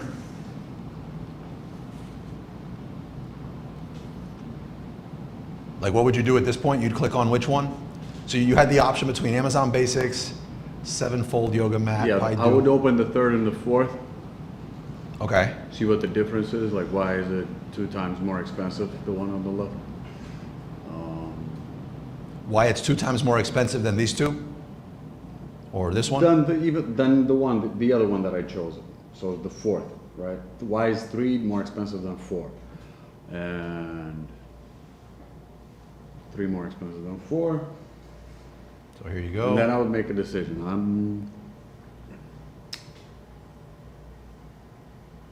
What are you doing now? Scroll through all the way down. I know, I would hit the review, the stars button. This? Uh-huh. I'll try to see. Yeah, I like reading the reviews. Hearing- You like reading 'em? Yeah, it's like, So you check out the reviews? I would hit 1 star. Filter 1 star. No 1 star. No 1 stars is a red flag for me. It is, there must be somebody who's. Somebody wasn't happy. Yeah. But it's a map. But what do you mean, what's the red flag? What did they do to remove? Well, it? in this case, they have 195 reviews. Maybe not. If I see something that's in the thousands of reviews with no 1 stars, I call that just impossible. It makes me think of the story where I sold humidors and I got nothing but 5-star reviews. My first 1-star review was somebody who bought it and left me like a 6-paragraph review on how he breeds exotic birds. And I basically ruined his life because the inner dimensions of my humidor were off and didn't make for a suitable coffin for one of his birds. And I was just like, there's people that get cigar boxes and turn them into coffins for birds. Like there's just a crazy things that happen. You can't get that many reviews and avoid a crazy person. So when I see that, I'm like, okay, then you doctored that. Because I know that's not possible. Like I've done this a bazillion times with a bazillion different products that have no moving parts and there's no way you can have an issue, and they have an issue. There's people out there that have an issue with things that don't have an issue. When you do 1,000 something, you know, to have 3,000 reviews, you've had, what is that, 30,000 sales, and you meant no crazies? I don't believe that. So that means you're hiding something. To me, that's what I mean by a red flag to me. If you were looking for problems, would you go in this case to the 3 stars? I'm more curious at this shopping pattern to be anything, if anything, because what most people do is they would have just come in here, they know nothing about yoga. In this case, it sounds like you do maybe know a little something, or maybe the fact that I added, you met this girl that you really like and you wanted to take her, so you didn't want to seem like you were buying the cheap mat. So I might have like poisoned the well a little bit here. But most of the time, what would be bought is this Amazon Basics extra thick exercise yoga mat. You wanted a strap, it has one. You wanted density, it says it right there in the title. Those are the main things you look for. And it's 38 bucks. And to prove that's what everybody else does, this one has 67.8 thousand reviews versus 99, 195, and 446. So like that is the normal buying pattern. But that's interesting that you wouldn't do that buying pattern. What I was getting is that most people, what they're gonna do in this case, as evidenced by the reviews, is they're gonna go after most reviews, cheapest price. That's the combination they're gonna go after. And then once you get a yoga mat and you realize, you know, after you needed to wash it for the first time and it fell apart, or in the class it kept slipping everywhere, then you're starting to go in and being like, wow, there's some value to like non-slip. There's like, you start adding all this other stuff in and you're like, I'm gonna do yoga regularly. I'm not dealing with this like, you know, God's gift to chiropractors thing here. Like I'm gonna go ahead and invest in something. Is it washable? Beto says, maybe the expensive one has lining on the back that touches the gym floor. Maybe. But when you're looking at a product and you want to differentiate it, and if we were to go look for a lot of other people, they would look for, you know, specifically what they wanted. So in this case, blue yoga mat. There's not a great deal of difference that you can do with these yoga mats. It's partly unfolded, it's folded, with strap, without strap, with, you know, person in weird yoga pose that I can't do. There's like a bunch of different variations. There's a bunch of different variations like that. And the decision, and because of that, the choice you wind up making is which one is the cheapest price with the highest amount of reviews. Right. When you're sourcing a product and you want to be profitable, say you're sourcing a product from China, before you even get into like what are all the fees that you're going to have to address to know how profitable you are, you first need to make sure that you can actually stand out when you get to this stage. So, It's interesting, that one tried to show you the back.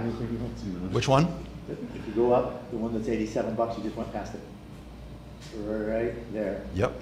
You see how she folded it up? Yep. And she's in a yoga pose that I can't do. Yep, absolutely. But look, That's, it's $87 versus everything else. yeah, and well, you know what? That listing's a lot better than everything else. You want to know what the top of the mat looks like, because that's where you're going to be on it. You also kind of want to know underneath, in case it's slip or it's going to be in contact with the surface. You want it to show a carry bag. You want it to show how it goes in, so it's inserted with it partially pulled down. And then whatever pose that is she's doing, nothing says yoga more than that. Like, that is a yoga pose for sure. Like, yoga or contortionism. This one's one of the newer listings. Are they going after yoga? Yeah, non-slip, reversible, dual-sided. Okay, but you want to be able to, let me switch screens here, so since we're off of this. You want to be able to differentiate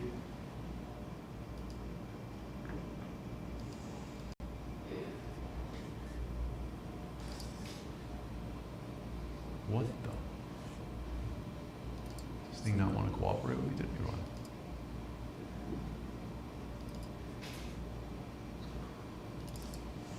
There we go.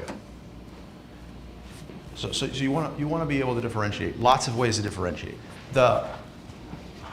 When we talk about differentiation, though, I refer to these scales that I put together, which is you want to differentiate, but you also want to be defensible.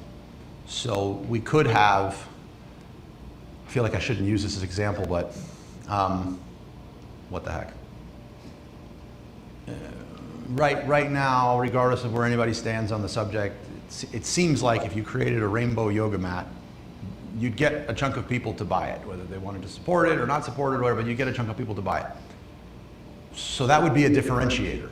We didn't see any psychedelic or rainbow yoga mats on there. We didn't see any of that. I also happen to notice that they all seem to be geared for kids, I mean for adults. I don't know, do kids do yoga? Is there like, if they do, I didn't see any kid-friendly or kid, like, kids probably not gonna want a plain blue yoga mat. They want a Paw Patrol yoga mat, or they want like something like that, right? Yeah. So, you know, looking at that, I'm like, okay, well, those seem like two opportunities right there. The licensing one with the Paw Patrols, that's a big differentiator. That's good. Changing the color to psychedelic or rainbow, yes, it's going to differentiate, but it's so easy to change the color on a product. So it's a differentiator, but it's not defensible. Like, as soon as you start selling, one of these other monster sellers is just going to be like, let's add a variation with ours, and they're going to get most of those sales. So these scales of differentiation that I have work like this. Number one is color. All of them are differentiators. Number two is quantity. That would be a 2-pack of yoga mats and stuff like that. Now, what I would do, and again, it's a very good differentiator, but it's also not very defensible. So it's not like a long-term strategy. Where you could make quantity a little more defensible is with the packaging itself. If you can get like functional packaging. If you just get 2 products and cellophane them together and calling it a 2-pack, not so much. But if you're going after specifically couples that do yoga, maybe there's a carry bag that carries 2.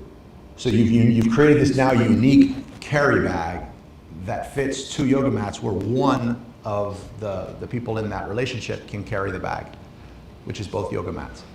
In that sense, what you've done is, yeah, anybody can put 2 yoga mats together, and technically somebody can go out there and create a bag for these 2, but because you went out there and created something new with that bag, it's more defensible than if you had just added an additional unit to the listing for a 2-pack or a 3-pack. You with me? Number 3 on this is going to be shape. I don't know how shape would apply to yoga mats. I don't know enough about yoga to say either way. It seems like you need a specific area, and some of these are big areas, to do your stuff on the mat. But shape would be thermoses, like a gym thermos. Let's say that they're all pretty much shaped the same, right? And I think what dictates the majority of that shape has to be that it needs to fit in a cup holder, or on your Stairmaster, or in your car. I think that has a lot to do with like how the shape is done. But like, let's just say you wanted to create one that's in the shape of a heart. You could. You totally could. And let's just for shits and giggles, let's just say you could. Let's say you could create one in the shape of an arrow. Like you could create one in the shape of something that someone might really like. It's going to get sales. Some people are going to buy that heart one. It's never really going to have the interest to be the #1 best-selling thermos, but you're also going to be able to sell this thing for probably 4 times, 5 times the amount of the average thermos. Is the person that is willing to buy a heart thermos and deal a heart shape. Thermos? I thought you were talking about yoga. Well, I took a step from yoga mat for a second because it's easier to describe the thermos. Oh, okay. But you can apply it to yoga mats. And what if the yoga mat is the shape of a heart? Like I don't know enough about yoga, but like, and when you open it, each side is I don't know, is enough to do something. What if somebody wanted a different shape yoga mat? I don't know that there's you technically don't even need a mat. You could do it on the regular floor. So, No, but if you were in a yoga studio, it'd be just like these tables are, where a person's here and a person's there, and there's space in between you. Anytime you change the space of what you work on, you're going to limit the amount of people. If everybody had a heart shape, you'd have to be this wide so you could move around it. Agreed. You saw the girl That would probably be a personal, like the Right, art one right. would be, I work out at home, I go to the beach. but that's a good point. Like what we talked about is when you're creating this, you want to be able to solve a specific problem for somebody. Like you don't want to create barbecue tools. You want to create barbecue tools for the hobbyist professional at home. So in this case, that wouldn't be a good sell for a yoga mat for somebody that goes to a class for yoga mats because it would throw off the size. But if you have your own yoga routine at home, why can't you be personal with it? Like what could you, right? You technically don't even need the mat. So is that ever going to be one of the top selling yoga mats? Absolutely not. But because you took the time to create the shape and give it the non-skid and the slip and all that with this unique shape that a lot of people would like, you're going to be able to sell it for a lot more. So shape of something is a form of differentiator. There used to be a really popular example with a software when it first came out in the space called Jungle Scout. And it was, I mean, I would not use Jungle Scout or Helium 10 to find products anymore. But assuming back then, that's what most people were doing. And he came out with, I don't know if you remember jungle sticks. And it was these bamboo sticks. And you can roast marshmallows on them, right? They called them jungle sticks. And what he did was he pretty much just used this software to show like, wow, there was a lot of opportunity in this category. There wasn't a lot of really good players in there. And the differentiating factor was ours will be a little longer. Our sticks will be a little longer. And everyone else was selling like a 50 pack. So his was a little longer and was like a 70 pack. If you've ever done this, like created a fire, unless you're like a Boy Scout or something, I tried to show off and like have like a father-son moment myself when we were in the mountains somewhere in North Carolina, and my God, I didn't know how to get the fire to be lower than 5 feet tall, and it was like this is a health hazard, you know what I mean? Like, and every time I tried to get close, I'd melt the marshmallow, like just like it looked like the very definition of a carcinogen, and like and then the other thing is, almost immediately I lost all the hair on my hands, right? And then my kid just wanted more marshmallows, and I'm like, I'm gonna leave here like first degree burns. But I'll tell you what, I would have been really happy for some longer sticks, right? So there was a need for that. I don't think it would have mattered in the case of my fire, because it was out of control. But if you had a controlled fire, I'd still not want to be very close. Like I didn't like the fact that I had all this singed hair on my hands afterwards. So let's use that as an example. When you are trying to differentiate off of size or shape or length, you could do that. Now, if the length goes longer than 18 inches, you run into an issue with Amazon, which is oversized, where they charge a lot more per sale because the product is oversized. But keep going with this. It's like, okay, it's oversized. What about collapsible? Wouldn't you want something that you could be 2 feet away, but it collapses, and when it ships, it's maybe only 12 inches?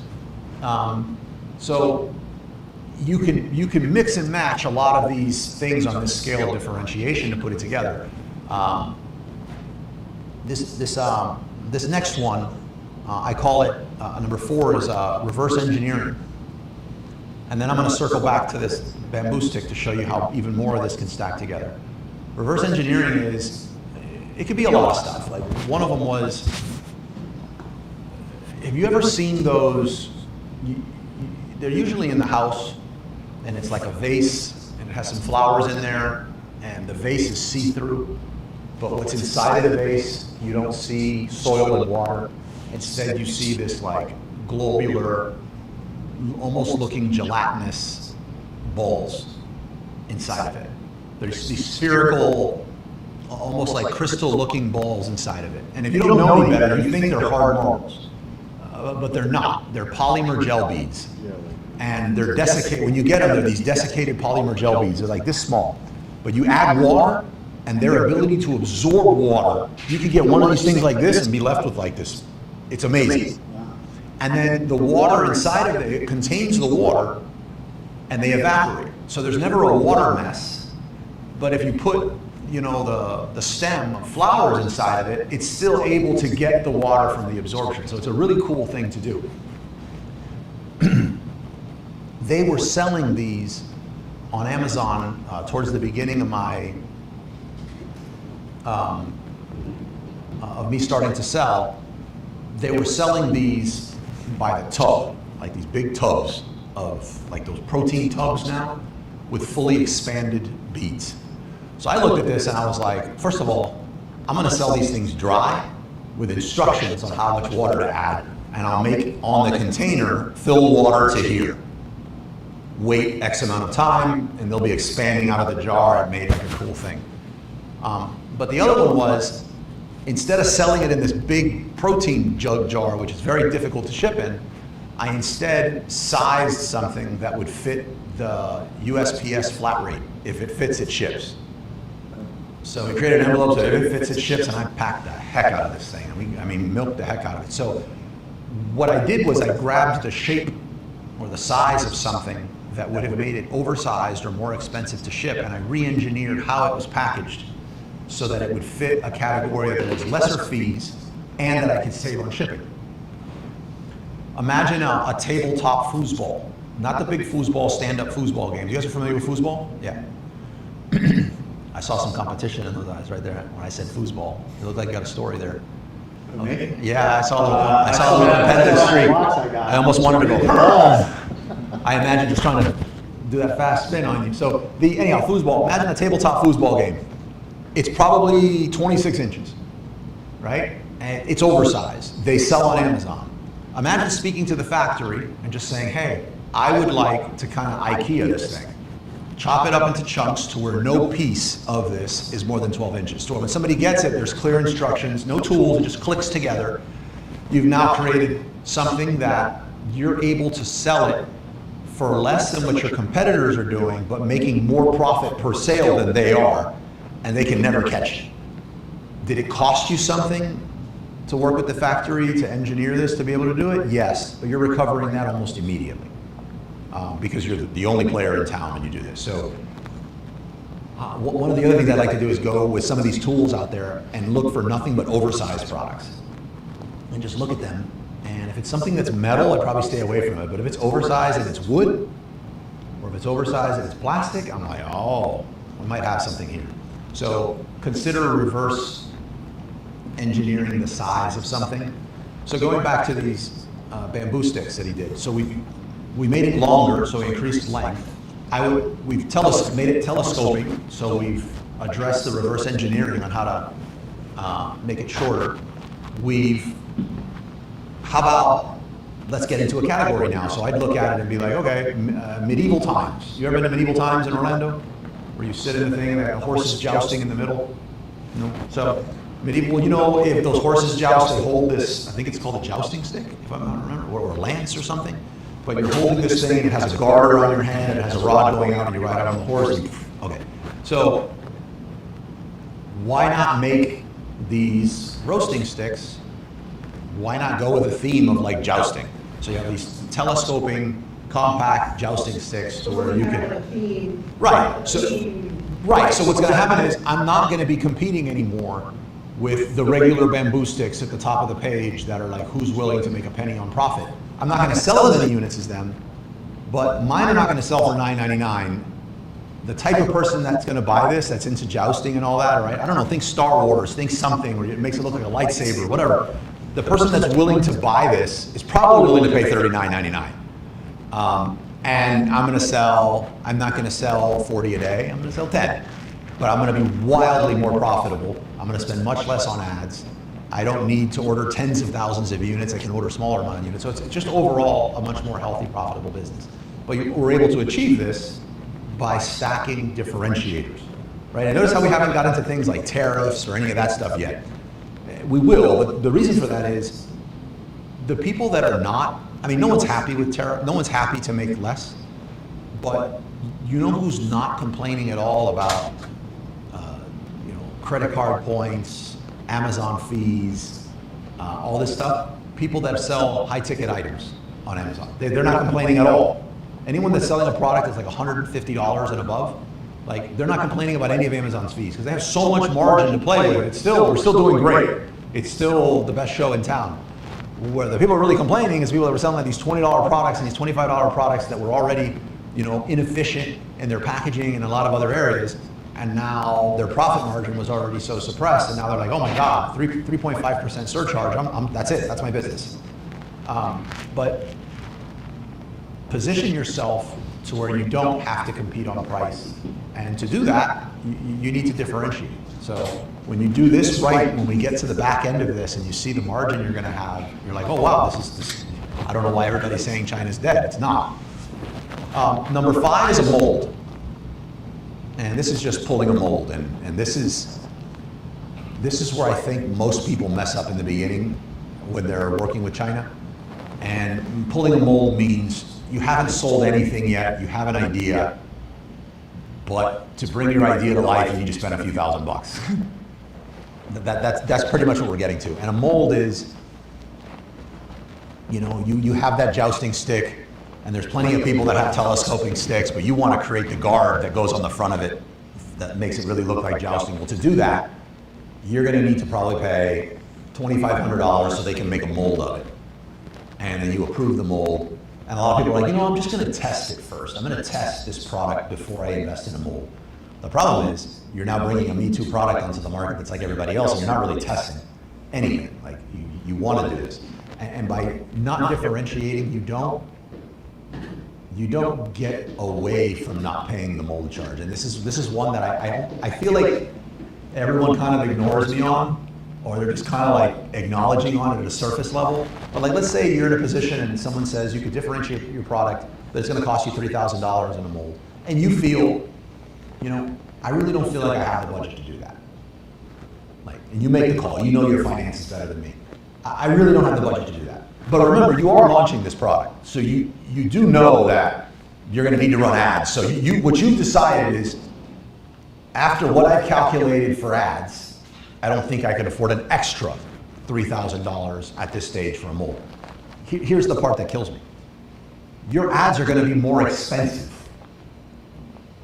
because you have a product that looks like everybody else's. But had you got the mold and really stood out on page 1 and you were differentiated, your ads would probably be less and you'd make more. So by choosing not to pay the mold now to save money, you've now cost yourself a lot more money across the life of the product in many instances. There's very few exceptions to this, but that's mold charges, kind of like what to expect. Stoneware, ceramic, glass is the cheapest. You can pretty much get a mold of almost anything within reasonable size for $150, $250. If it's plastic, if it's plastic, then you're probably looking at a few $1,000. And if it's metal, you could be looking at, $10,000 plus dollars, metal being one of the more expensive. All right. But I really think if your product, don't go get a mold just to get a mold. Don't get something just to be different. One of the ones that, it's probably some of the best advice I've heard, and everybody kind of says it in the space, is look at the reviews of your competitors and see not just what they have a problem with, but like look at all of their reviews and and see like what are they asking for. The reviews are a gold mine, which is why Amazon says they're doing away with them. So like Amazon's going to be doing away with that unlimited amount of, well, in the age of AI, it makes sense. Like you have every company in the world pretty much using their review history as a way to do product development, and they don't need to show it anymore. So apparently we're going to be looking at a 100 review cap on that, and between Rufus giving an update, an average. They want you using Rufus.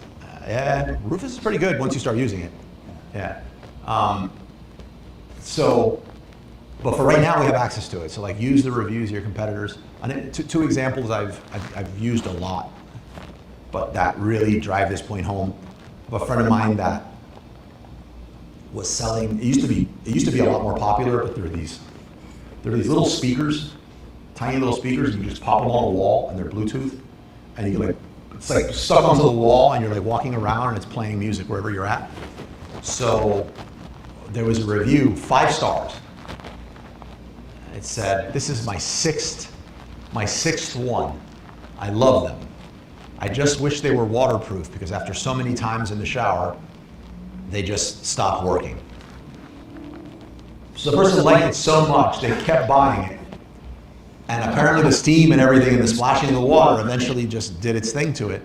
The cost of making it waterproof was almost nothing, but it allowed them to sell it for 3 times the amount. And shockingly, a lot of people did not chase. They didn't, it took about 1.5 years, and the damage he did was probably one of the biggest profit hauls that I've seen in a long time.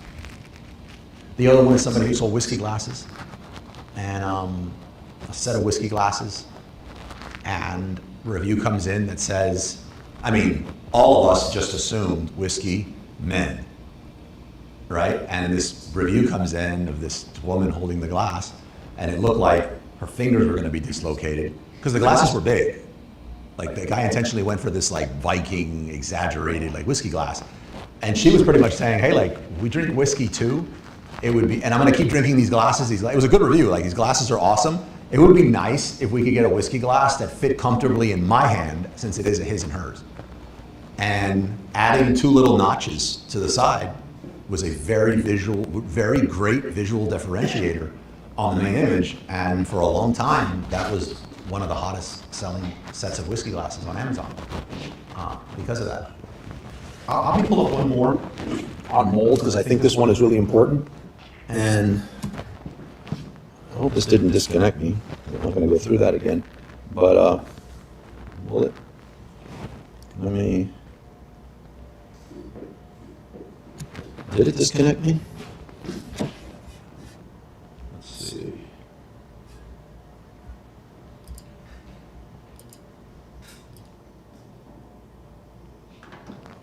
It did. So I will just jump out of here and just do it on this screen here, so you guys can see it. But where's my mouse? Come on.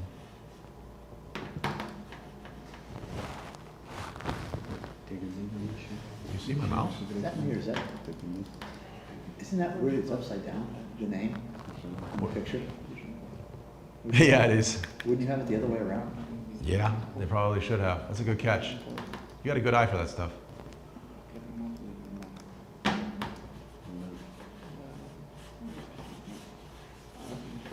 All right. Well, I guess I won't be going there. I will. I'm going to charge this while I just keep going. Oh, what's up with this?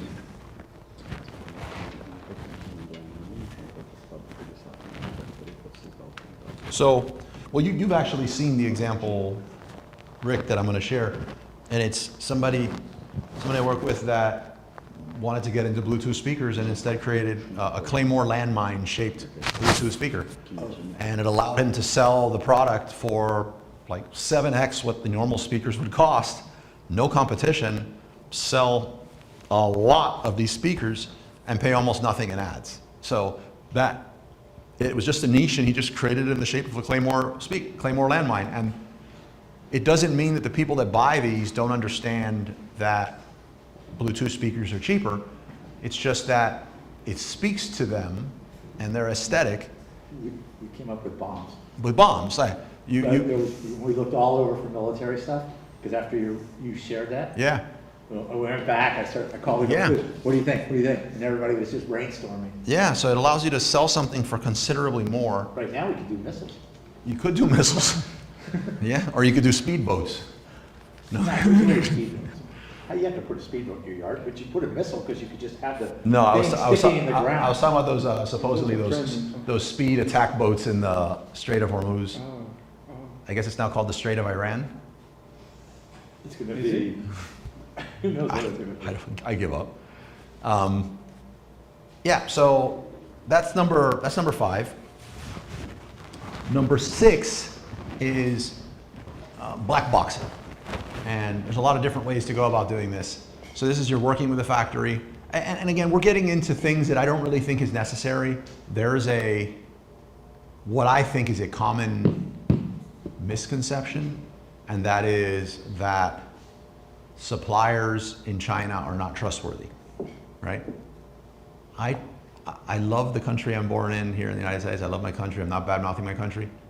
I would be much more alarmed working with suppliers in this country than I am working with my suppliers in China. Massive, off the charts more alarmed. Well, because I've probably, in my interpretation, been screwed over massively more by US-based companies than I have in China.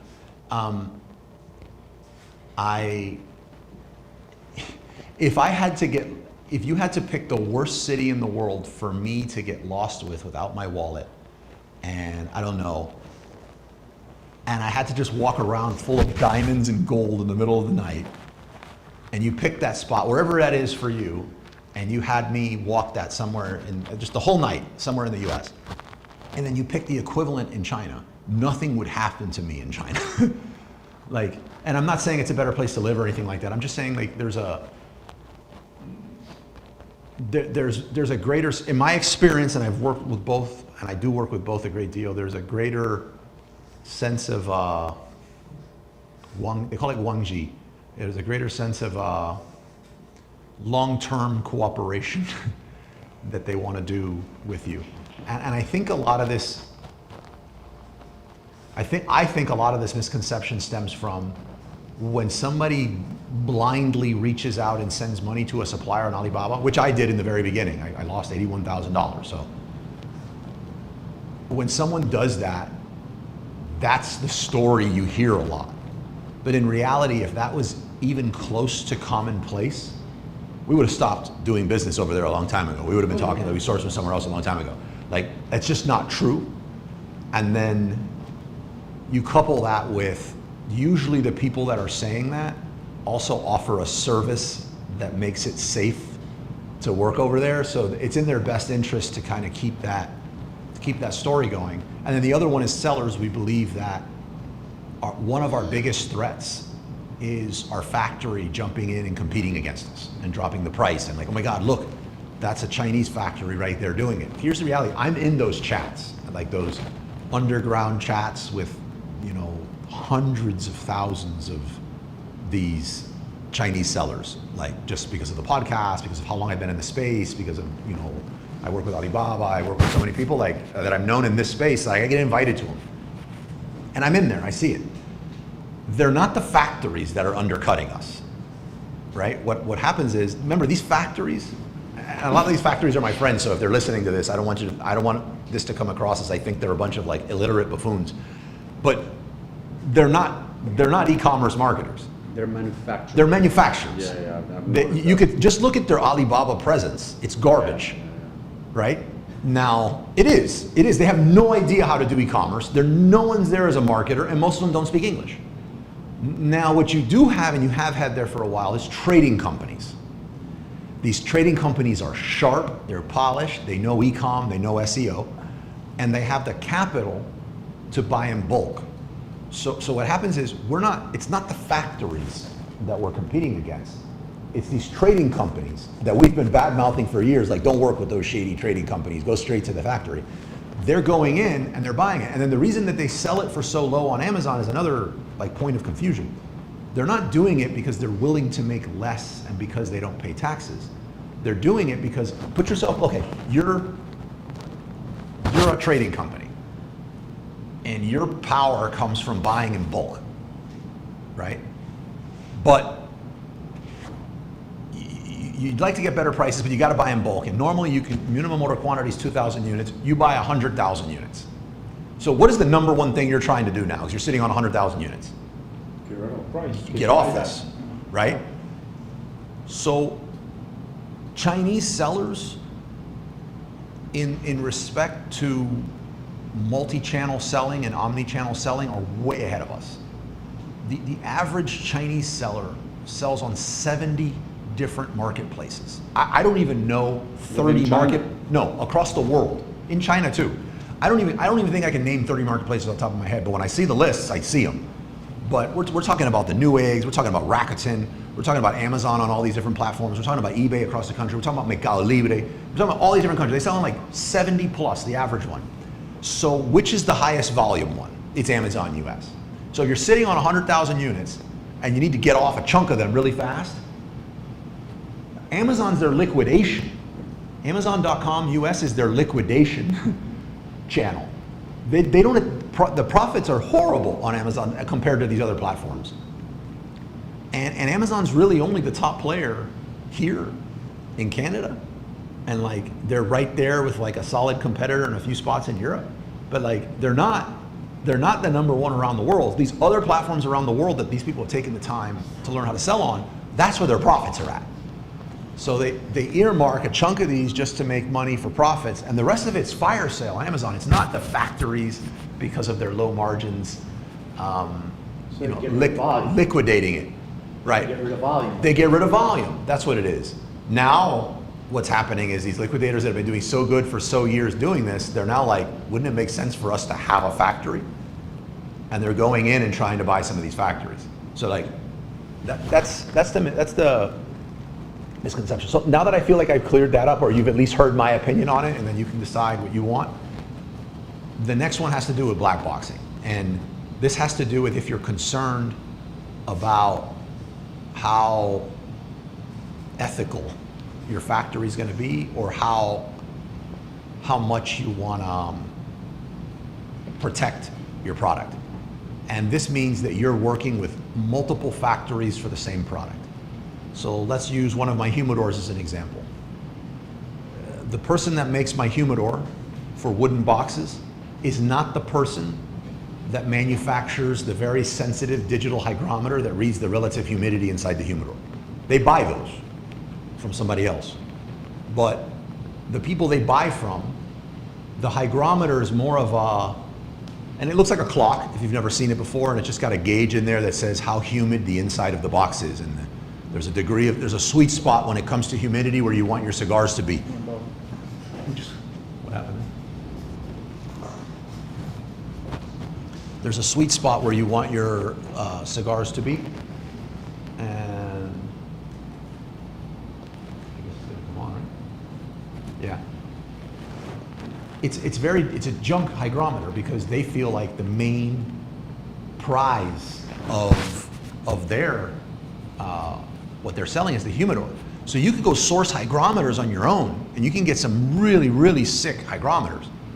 And then you can get that hygrometer and make sure that it's compatible with your humidor and put that together. And then say you don't want the humidor person or the hygrometer people to know what the finished product is, so you send that to another facility.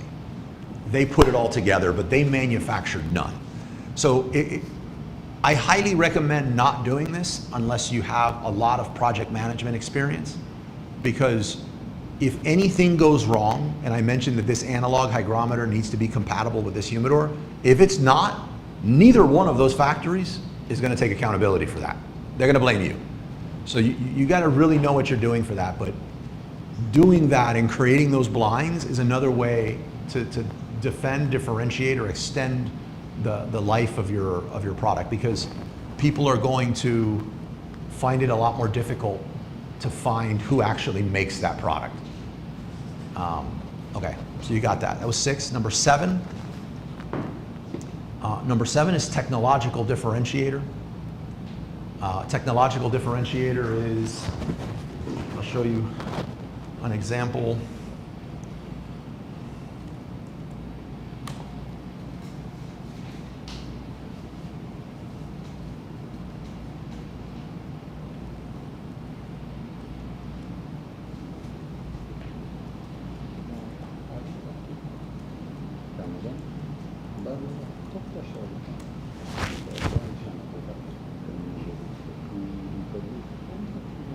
So this is a leather strap that you use to repair a baseball glove. I helped a friend of mine launch this. Before this technological differentiator, this app was done, this product sold for $7.99. Now they sell for $17.99. And the only thing that was added there is an app. And the rules on Amazon say that as long as your product's brand is enrolled in the app stores, you are allowed to display it. So imagine if you're looking for leather baseball glove straps to repair a glove. First of all, the likelihood that you've ever repaired a baseball glove before is slim and none, right? But you've realized, oh my God, somehow so-and-so convinced me to buy this $400 glove, and I don't want to go get a $400 glove if there's a repair thing. If you bought some Mickey Mouse glove, you're just trashing it and getting another one. But here, you probably have no earthly idea how to fix the glove, even though there's a solution with this strap. So we knew that. So the way we made sense of a technological differentiator is we built an app, yeah, pre-AI. We built an app and we put it in the main image. So now if somebody looks up these straps and you have 20 options, and most of them are $7.99, but one of them is only $17.99, and it's actually going to show me how to do this, you're probably going to get the $17.99. So a technological differentiator is doing something like that. That's like my calling card. Usually if you see a product on Amazon and that's happening, that's me. And it just works wonders. I've done that for a lot of products. What is TOFL? How long does it take building an app like that for a product? We do it for, how I got into this, I couldn't build an app to save my life, first of all. A close friend of mine, who's also a business partner of mine, named Andres, who you guys have seen here before, him and I are business partners on the Salsa Kings side of our business. And he, prior to me buying Salsa Kings and partnering with him, he was responsible for everything in the business. So one of the things was he built an app for Salsa Kings, and he was responsible for the SEO of Salsa Kings. And he got really good at it. And then little by little, people would reach out and be like, oh my God, can you build this thing? And he would do it. And I also, unrelated, would do these for my products. But it used to cost me, I don't know, 20K, right? But it made sense. I'm selling humidors and a whole bunch of stuff at 20K. I'm gonna recoup the 20K in the first month, right? And then once you see that it works, it becomes much easier to make the investment later. So I'm building them too.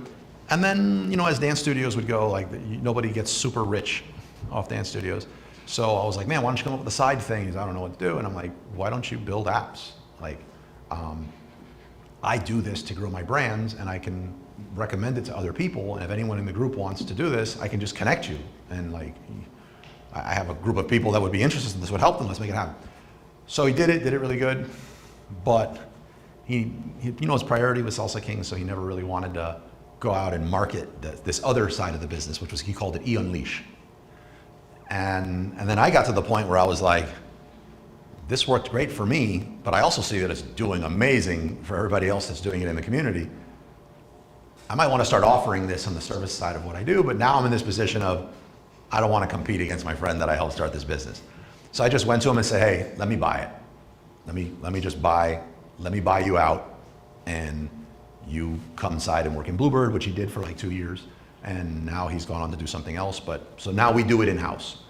But for that, it was $1,500 plus $100 a month hosting, and it took us, the hardest part is getting into the app stores and getting all that approval. Sometimes it takes a few days, sometimes it could take 2 weeks. But I'd say Most of it is just tutorials, how to install or how to use the product. you can do whatever you want. This one I did that, but for the one for animal balloons, I showed them how to make animal balloons. If it Different was variations or like. if it was for trash cans, it was best practices for cleaning your trash can. I see. Whatever, you can make anything fit. If it's a protein that you're selling, or like the one we looked at in the thing, it would probably be exercise routines. And it would be something like free tutorials with a play button. And when you start, you don't have to have created that content. You can just link to other people's content. So the apps should usually probably have things like FAQ, warranty, about us, some sort of smart pop-up that lets you engage with people so that you could sell to these people on the app with push notifications, some sort of method to be able to get reviews at a higher rate, which helps a lot. Should have something like that, but it's different for everybody. You could also get really fancy and have like a calculator in there, like you might want to have in a workout one that says, calculate the protein that you need. And now with some of those, I think it's called Calc something, NAI, you could create some like really dialed in stuff, very affordable. So, where was I going? So that's the technological differentiator, highly recommend it. The idea is that you could sell your product for more and that you can be defensible. This is probably the height of defensibility right here. The next things we talk about in defensibility are gonna cost you more. This is like probably the most defensible thing you can do for your brand right here on this one while still staying in the super affordables. Even if it's $1,500 and $100 a month hosting, if you put this in, it should pay for itself almost immediately. So the next one, how can I get my mouse back? Carlos, on this, is there any pushback from Amazon on this? Nope, it has to be in the App Store. It has to be enrolled in both app stores under the brand name. And then no, you are allowed to do it per Amazon's TOS. Now you can't get this and say 50% off for a 5-star review. Like there's some things you just can't display. Can't because, why? Do they check? Well, if your product packaging had a QR code here, if your product No, had a but QR code. within the app, hey, like, just. Oh, no, in the app it's fine, but I'm talking about this splash screen. I call this a splash screen, right? When you first open the app, this isn't even what you see. This is a page somewhere in the app, but on Christmas, I'm putting a red bow on this, and I'm holidayifying this. So it gives you a lot more space to work on some really cool stuff. But, okay, so it's gonna let me, I don't understand. Am I like?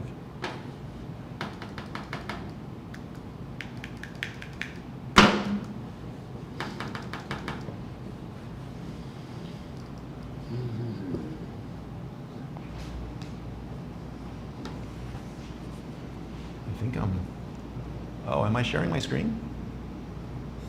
I am so confused as to like what screen is where. Let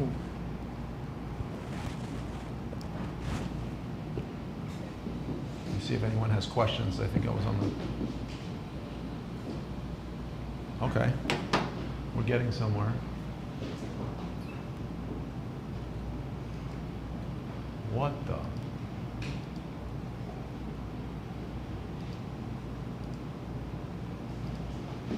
Okay, here we go. See if anybody has any questions since we've been off the screen.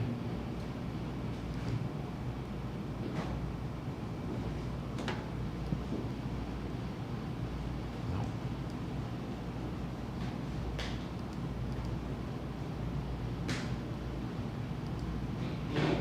Oh. Why is it so large? Oh, there we go. All right. Okay, no questions. All right, the 7 is, well, that was 7. 8 is licensing. I'm sorry, yeah, 8 is licensing. The only holdback on licensing is the only way to guarantee licensing. You don't, it's again, not 100%, but the only way to guarantee it, there's a show in Vegas, there's a few, but the main one's in Vegas, it's a licensing show. It's great fun time. It'll bring back a lot of memories, a lot of shows you used to see. But if they all pretty much look at Amazon and say, are you doing $1 million a year in sales? They don't care about your profits. You're gonna need to care about that next, but they wanna know if you have $1 million in sales. And the next one would be the category. So I'll give you an example. Say you were into Hello Kitty, but you sold school backpacks. The world does not need another Hello Kitty school backpack. It's saturated, right? But let's say on the other side of it, you were like, I'm into toilet decals. They probably have almost nobody selling Hello Kitty toilet decals, but do they want their brand associated with the toilet? Those are the only two things you're kind of playing with there when you're getting into licensing. But somebody I know, we did a group trip one year with a licensing expert. We went to Vegas, and he sells cozy phones. Let me see if I can pull that up so you can see.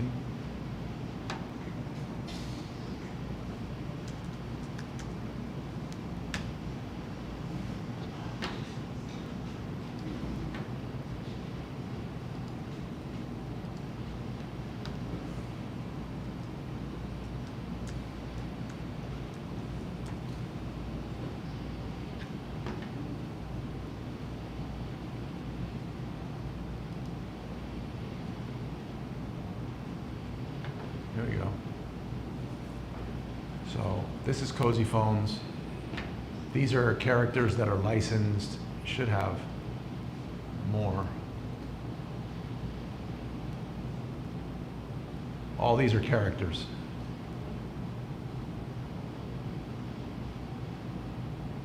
Characters. But what was happening, what this person's motivation was, those are products that are very easy to be sold from,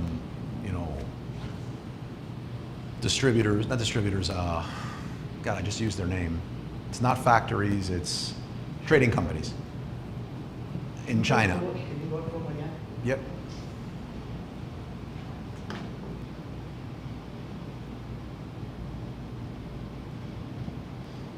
So where are these characters from? Like who would you license? It's just a product. Well, PJ Masks, I believe that is Paw Patrol. You don't know who that is because we're not into Paw Patrol. But when we go into Publix, my kids want that cheese and this apple juice. You're like, where do you know this? They don't care about the flavor. They don't even like cheese. Right. You know what I mean? Like, because it has Paw Apparently Patrol it's a on it. thing. Yeah, they stuff the image on the Right. product and the kids. They would instantly know. So if you needed to get, that purple thing is Yes. Paw Patrol. yeah, And they do it, in the supermarkets, they do it eye level yep, for their Oh, no, no, height. For their I height. get that, but I didn't realize that's. I'm looking at this cereal, but he's looking at this cereal. yeah. Okay, back to this thing. So PJ Masks Catboy. Yep. Is a character. Yep. Okay, so when you go to the one to the left, Mhm. where he's got is that headphones that are sticking out from underneath the? Yeah, that's where they get charged, but That's how they're, you charge it? Yeah, The they're- headphones are in the. yeah, they're over the ear headsets. So you wrap them around. It says over the ear, right? Yeah, they're really good. I use them for like de-stressing. I'll put on like binaural beats. Paw Patrol? No, not Paw Patrol, but what happens is if I need to take a nap, like I said, one of the things I've been hacking on is like sleep is a big deal. Napping apparently is like the benefits of napping is very difficult, but the benefits of napping are they're unreal. But there's also time in the day, so if it takes me 30 minutes to get to sleep, then I'm not taking a 30-minute nap. And then also when I get up, I've not really, with as much hacking as I could, I'm not really like firing on all cylinders for quite a bit of time. So, but trying it out, I tried listening to like binaural beats over the headset, and if I want to lean my head on a pillow, if I have an AirPod in, it actually starts bothering me, but the over the ear doesn't. So if you want a kid to be able to fall asleep listening to something nice, you want them to be able to lay down without the discomfort of something in their ear or a headset that they break. And I would think parents would take that on a plane. They do, yeah. Never seen. And the kids jamming with it the whole time and not getting into whether kids should listen to electronics or anything like that. My kids love it. I get looked at with crazy eyes every time my son glances at YouTube or something, but they're probably, if they got that on, they're probably listening to it. And if you need a couple minutes of like breather, it's the best thing, best investment you ever made. Yeah, so that was number 8. It's licensing. Then, man, licensing is just unreal. But what you're going to structure with them is you're going to say, okay, that design for PJ, they couldn't just come up with it on their own. There was a whole lot of back and forth as to what they would deem acceptable for that design and the color. It's a bunch of work, but it's worth it. He was selling the products for like $6 less than he sold now. He needs to sell them for $6 more. First of all, because he wants to make more money, but also he now needs to cover a royalty fee per sale. And he needs to guarantee that he'll be able to pay the licensing people at least X amount per year. Right. So you get into those negotiations, but again, normally if you're at $1 million in gross sales per year, to where you qualify for this, to get into licensing, those numbers are no big deal. Like, unless you have a bad match, but the likelihood of the licensee allowing a bad match is like, they really know their stuff. That's how they make money. Yeah, so you're good. I want to ask you a question. Like, once you meet the criteria, right, and you do the deal, how hard is working with them? Easy. Like, how much involvement? Very easy. You're gonna have like monthly reports you need to send, which are very easy, which are just sales reports. They just want to know if you're on track to be making your payment for the year on the royal. That's it. It'll also be easier for you to get into other categories once you're in. So, like, say he has Paw Patrol. That does not mean that he could launch a gym bag and put PJ on it. He could only do it in that category with that sort of thing, and always with approval before a new line comes out, in the sense of like the IP and the artwork. So, but once you're in and you're hitting your numbers, it's very easy to go to them and do it. So somebody that used to be part of the group, I helped them do this.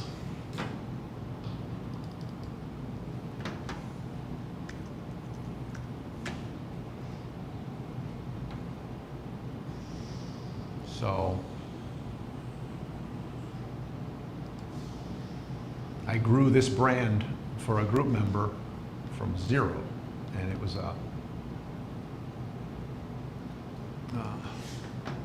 CPAP water. So what started is it's just purified distilled water. Is all it is. But if you want to put it in your CPAP machine or something like that, you want to use a specific type of water for it. And water is a very, very difficult product. But I grew this water brand from 0 to beating out some major water brands on Amazon. And once we hit that sweet spot with a million a year in sales and blew past that, we decided, this is a water. We also have for everyday use, so even though it's a medical water and we're using it for CPAP machines, you can use it for anything you want. We started adding in other things, like it's also great for baby formula. It's also great for nutrition power, for aquarium care, but that's not how it started. It's pretty funny to put it on Facebook.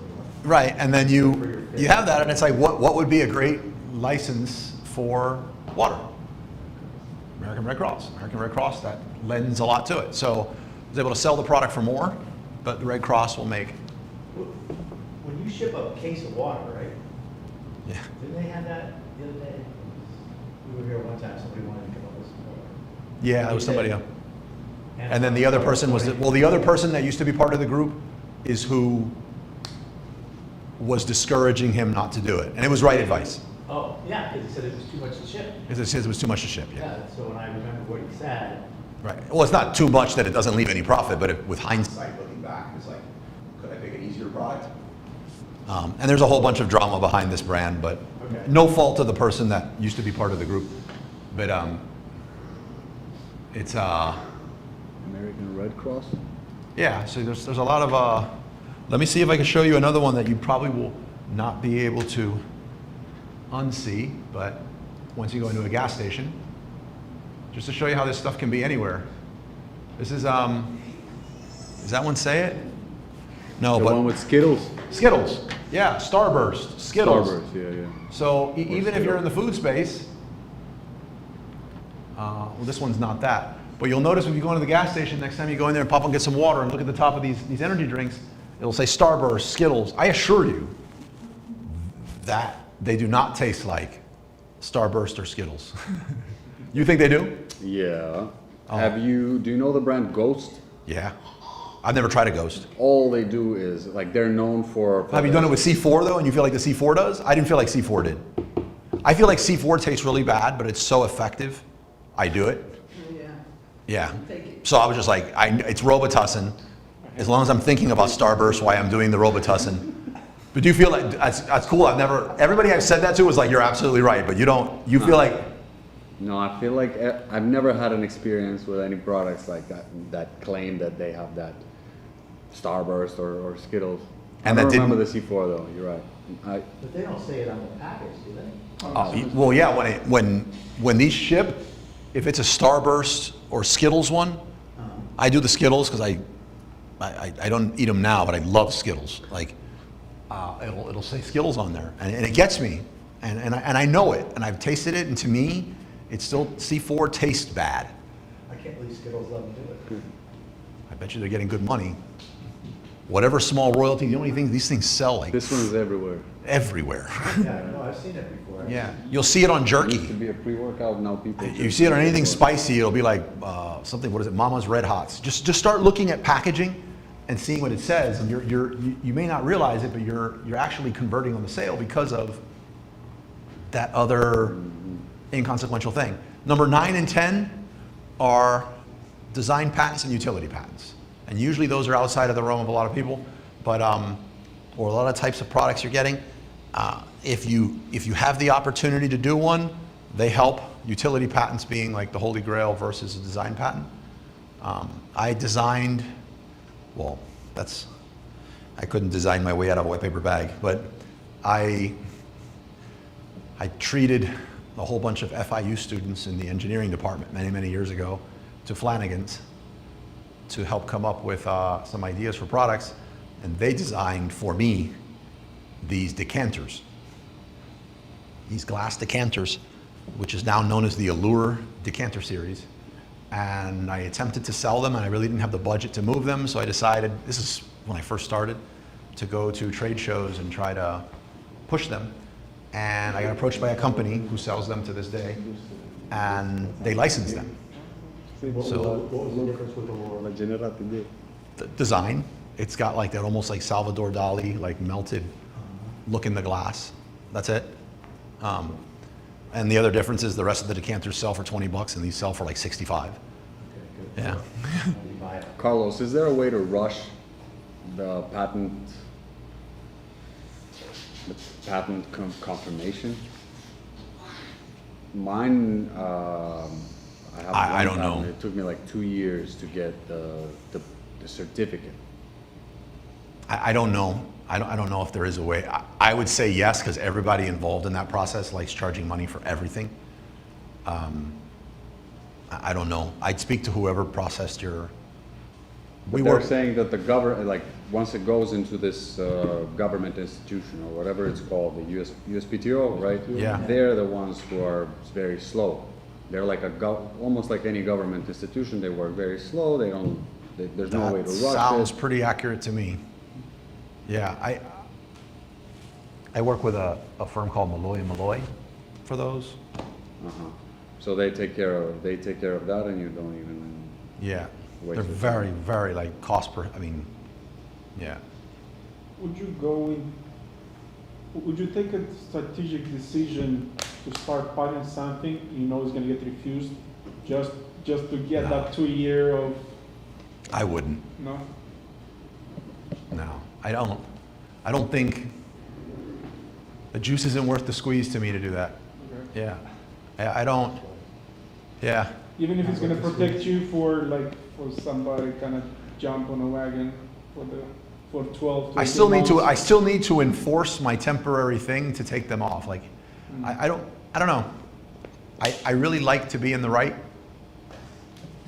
It would probably work, assuming you hit the ground running and you were able to protect, you'd get 2 years of like big sales. Yeah, but no, I wouldn't, I personally wouldn't. Yeah. Let me let me cover this one part because we didn't cover as much ground as I was hoping we'd cover today. So I at least want to cover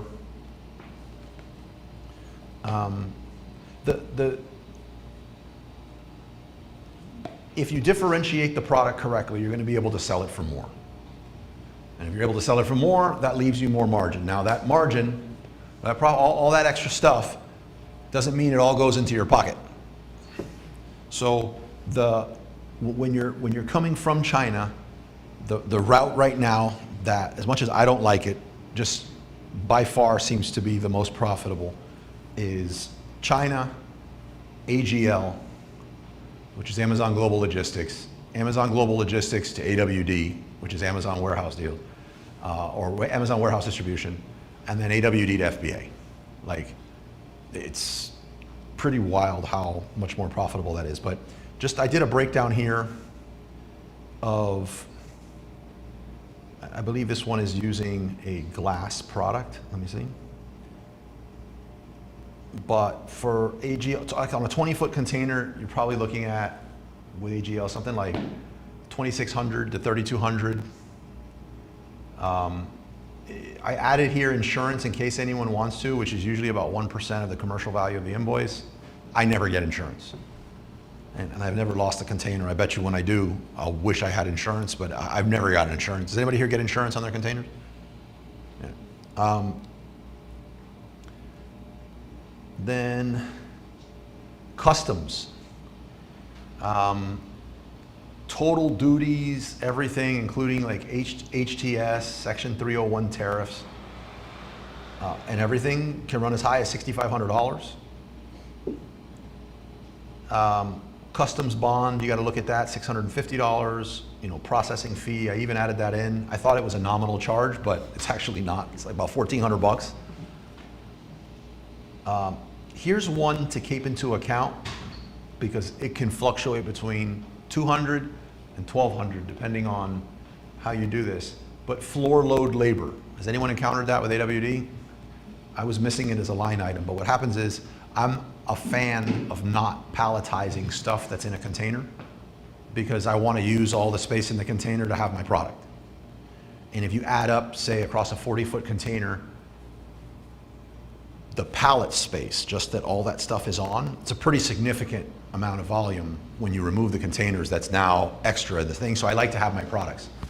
The thing is, when you send this to AWD, I meant to put the name here, but I think they call it, and this is what made me look into it, they call it clamp lock, I think it is. So if you floor load, which means you're not using a pallet, they have something like a clamp lock, and that is, can they go in there pretty much with a machine that has teeth, go into the container? Will the teeth be able to slide between the gap that's left on the side of the container and your box, which if you pack this right, it's not, and be able to remove the first chunks of boxes as it goes? If it's able to do that, then you pretty much have no fees, but if not, it can be as much as $1,200 for the container, so keep that in mind.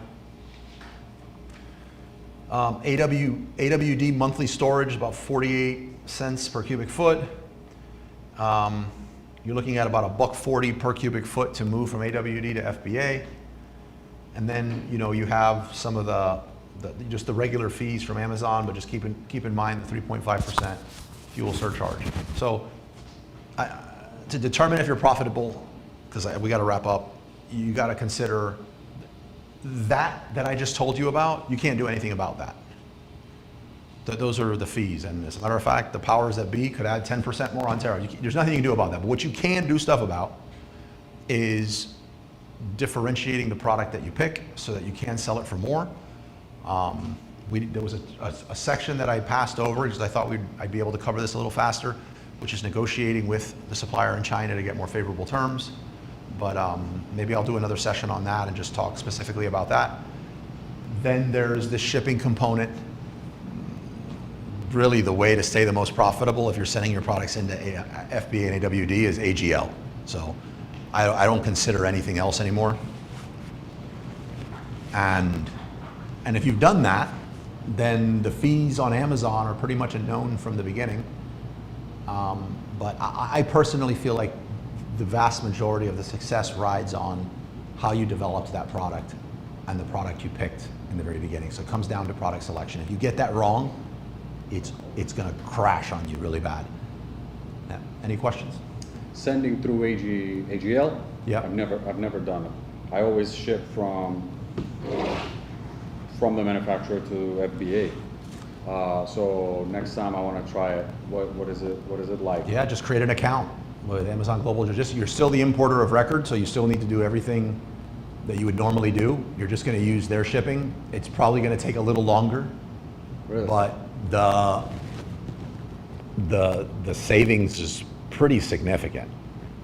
Yeah, I'll look into yeah, it. pretty significant. When you said a little longer, how long was When it first started, it was like 6 weeks longer. Now I'm seeing it about 2-3 weeks. You could see about 2-3 weeks longer. It's getting better and better. Is this through air or? No, ship, Amazon boats. They have boats. Their boats? They have Amazon ships. Yep. Can they get through the strait? I doubt Iran would mess with them. Cut off all their Prime accounts. Exactly. I'm kidding. Prime. I gotta create that in AI and just show the strait and everybody, like no one can move, and then a Prime ship just coming through. That would be hilarious. That would be pretty good. That would be really good. Hell yeah. You Priorities. go, but after this, nobody else passes. Yeah. The blockade lets you through. But Yeah. Oh yeah. Well, this trying to dance around this since we don't do politics here on Saturdays. It's like for the first time though, so much in that world has like a very real effect. Like tariffs and stuff like that has a very real effect on our business. So it's difficult to not talk about a subject, but then also stay away from others that could bother people. So I will say, really hoping I'm not stepping in a hornet's nest here, that the Iran stuff has had a greater negative, the two wars that have had the biggest wars or events in the world that have had the greatest negative impacts on my business, I didn't see coming. One was some of the sharpest people I've had on my team ever, like spent years developing, heck, I think they developed me some, or in the Ukraine, when everything popped off there. That sent me reeling pretty bad. And then the other one is this thing in Iran. I was like, this has no real impact on me. I'm just gonna sit back and like let everybody like duke it out on social media about what's right and what's wrong. But apparently they supply like 99% of the oil for the Philippines. So a chunk of my team, we're scattered pretty good, but it's still a good sized chunk for most people when they started. I have a pretty massive team. A good sized chunk, say maybe a little over 50% from the Philippines. So what they're going through now is pretty tough. And I was like, I was not expecting to get hit in these ways. Or like with the power outage and stuff like that. Yeah, power outages. And then on the Ukraine side, we went from, that's always been a party place, to be honest, but it was like, I wouldn't say it was chill, but it was a very, it was always wild, but we went from like everything's fine to, I don't know whether I'm fleeing to here or I'm fleeing to here, or am I in like a subway or something? Am I in some underground thing? Either way. What type of stuff did you have or do you have from Ukraine? Oh, my C-level, my top people. Really? Yeah, because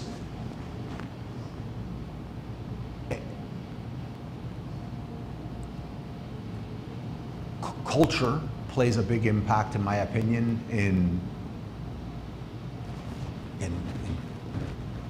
not skills, like everyone's smart, everyone's created equal, yeah, all that, but certain cultures are more proactive or more combative, and I mean healthy combative, than others. my team in the Philippines, they're fantastic, but But they need a push. they would definitely be more on, let's say, the passive side Sure. that's going on. So for their roles, they're fantastic. But if I need someone smarter than me that can push back on me and be like, hey, I saw your email. Are you crazy? Like, that's disagree, stupid. yeah. That doesn't make any sense. You want to just, why don't we just stop? Like, that's the Ukraine. And that, like, by the way, I fired so-and-so. I know we should have talked, but look, this is what was going on, and I've already put another person out. I'll be interviewing 3 people tomorrow. Okay, what do you say? That level of proactiveness, I'm not saying it doesn't exist anywhere else. It does. But there's certain cultures that I think foster it Yeah. than others don't. So yeah, so when you want you don't want I would say horrible for customer service. Like, absolutely horrible. As well as several other, I absolutely not in customer service. Absolutely not in our HR. Like, absolutely not. But when I was like, I need a leader. In some cases, I need you to lead me. And I need us to be able to, I don't need a yes man, I need some dialogue here. Like, shoot this down, but shoot it down with logic. That was Ukraine. So those sort of people they just, for me, and Turkey, there was some of that in Turkey as well. That's C-level. That's for our version of C-level. That's our C-level people, and then the M levels respond to them, and then our pods of other people respond to M level. But yeah, I lost all of it. Yeah. All right. Any other questions? Let me see if there's any questions on the stream. If not, we shall wrap it up.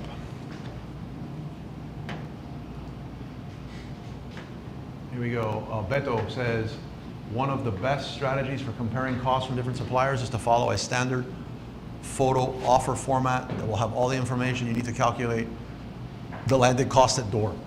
You guys want to see this Alibaba lens thing real quick in Axio? Did anyone want to? I've seen it. You've seen Lens? I'm familiar with it. Let's see. Well, no, I'll do it afterwards. If nobody else wants to see it, I'll do it afterwards on the computer. Well, no, thank you guys. Thank you, Carlos. Thank you. Yep.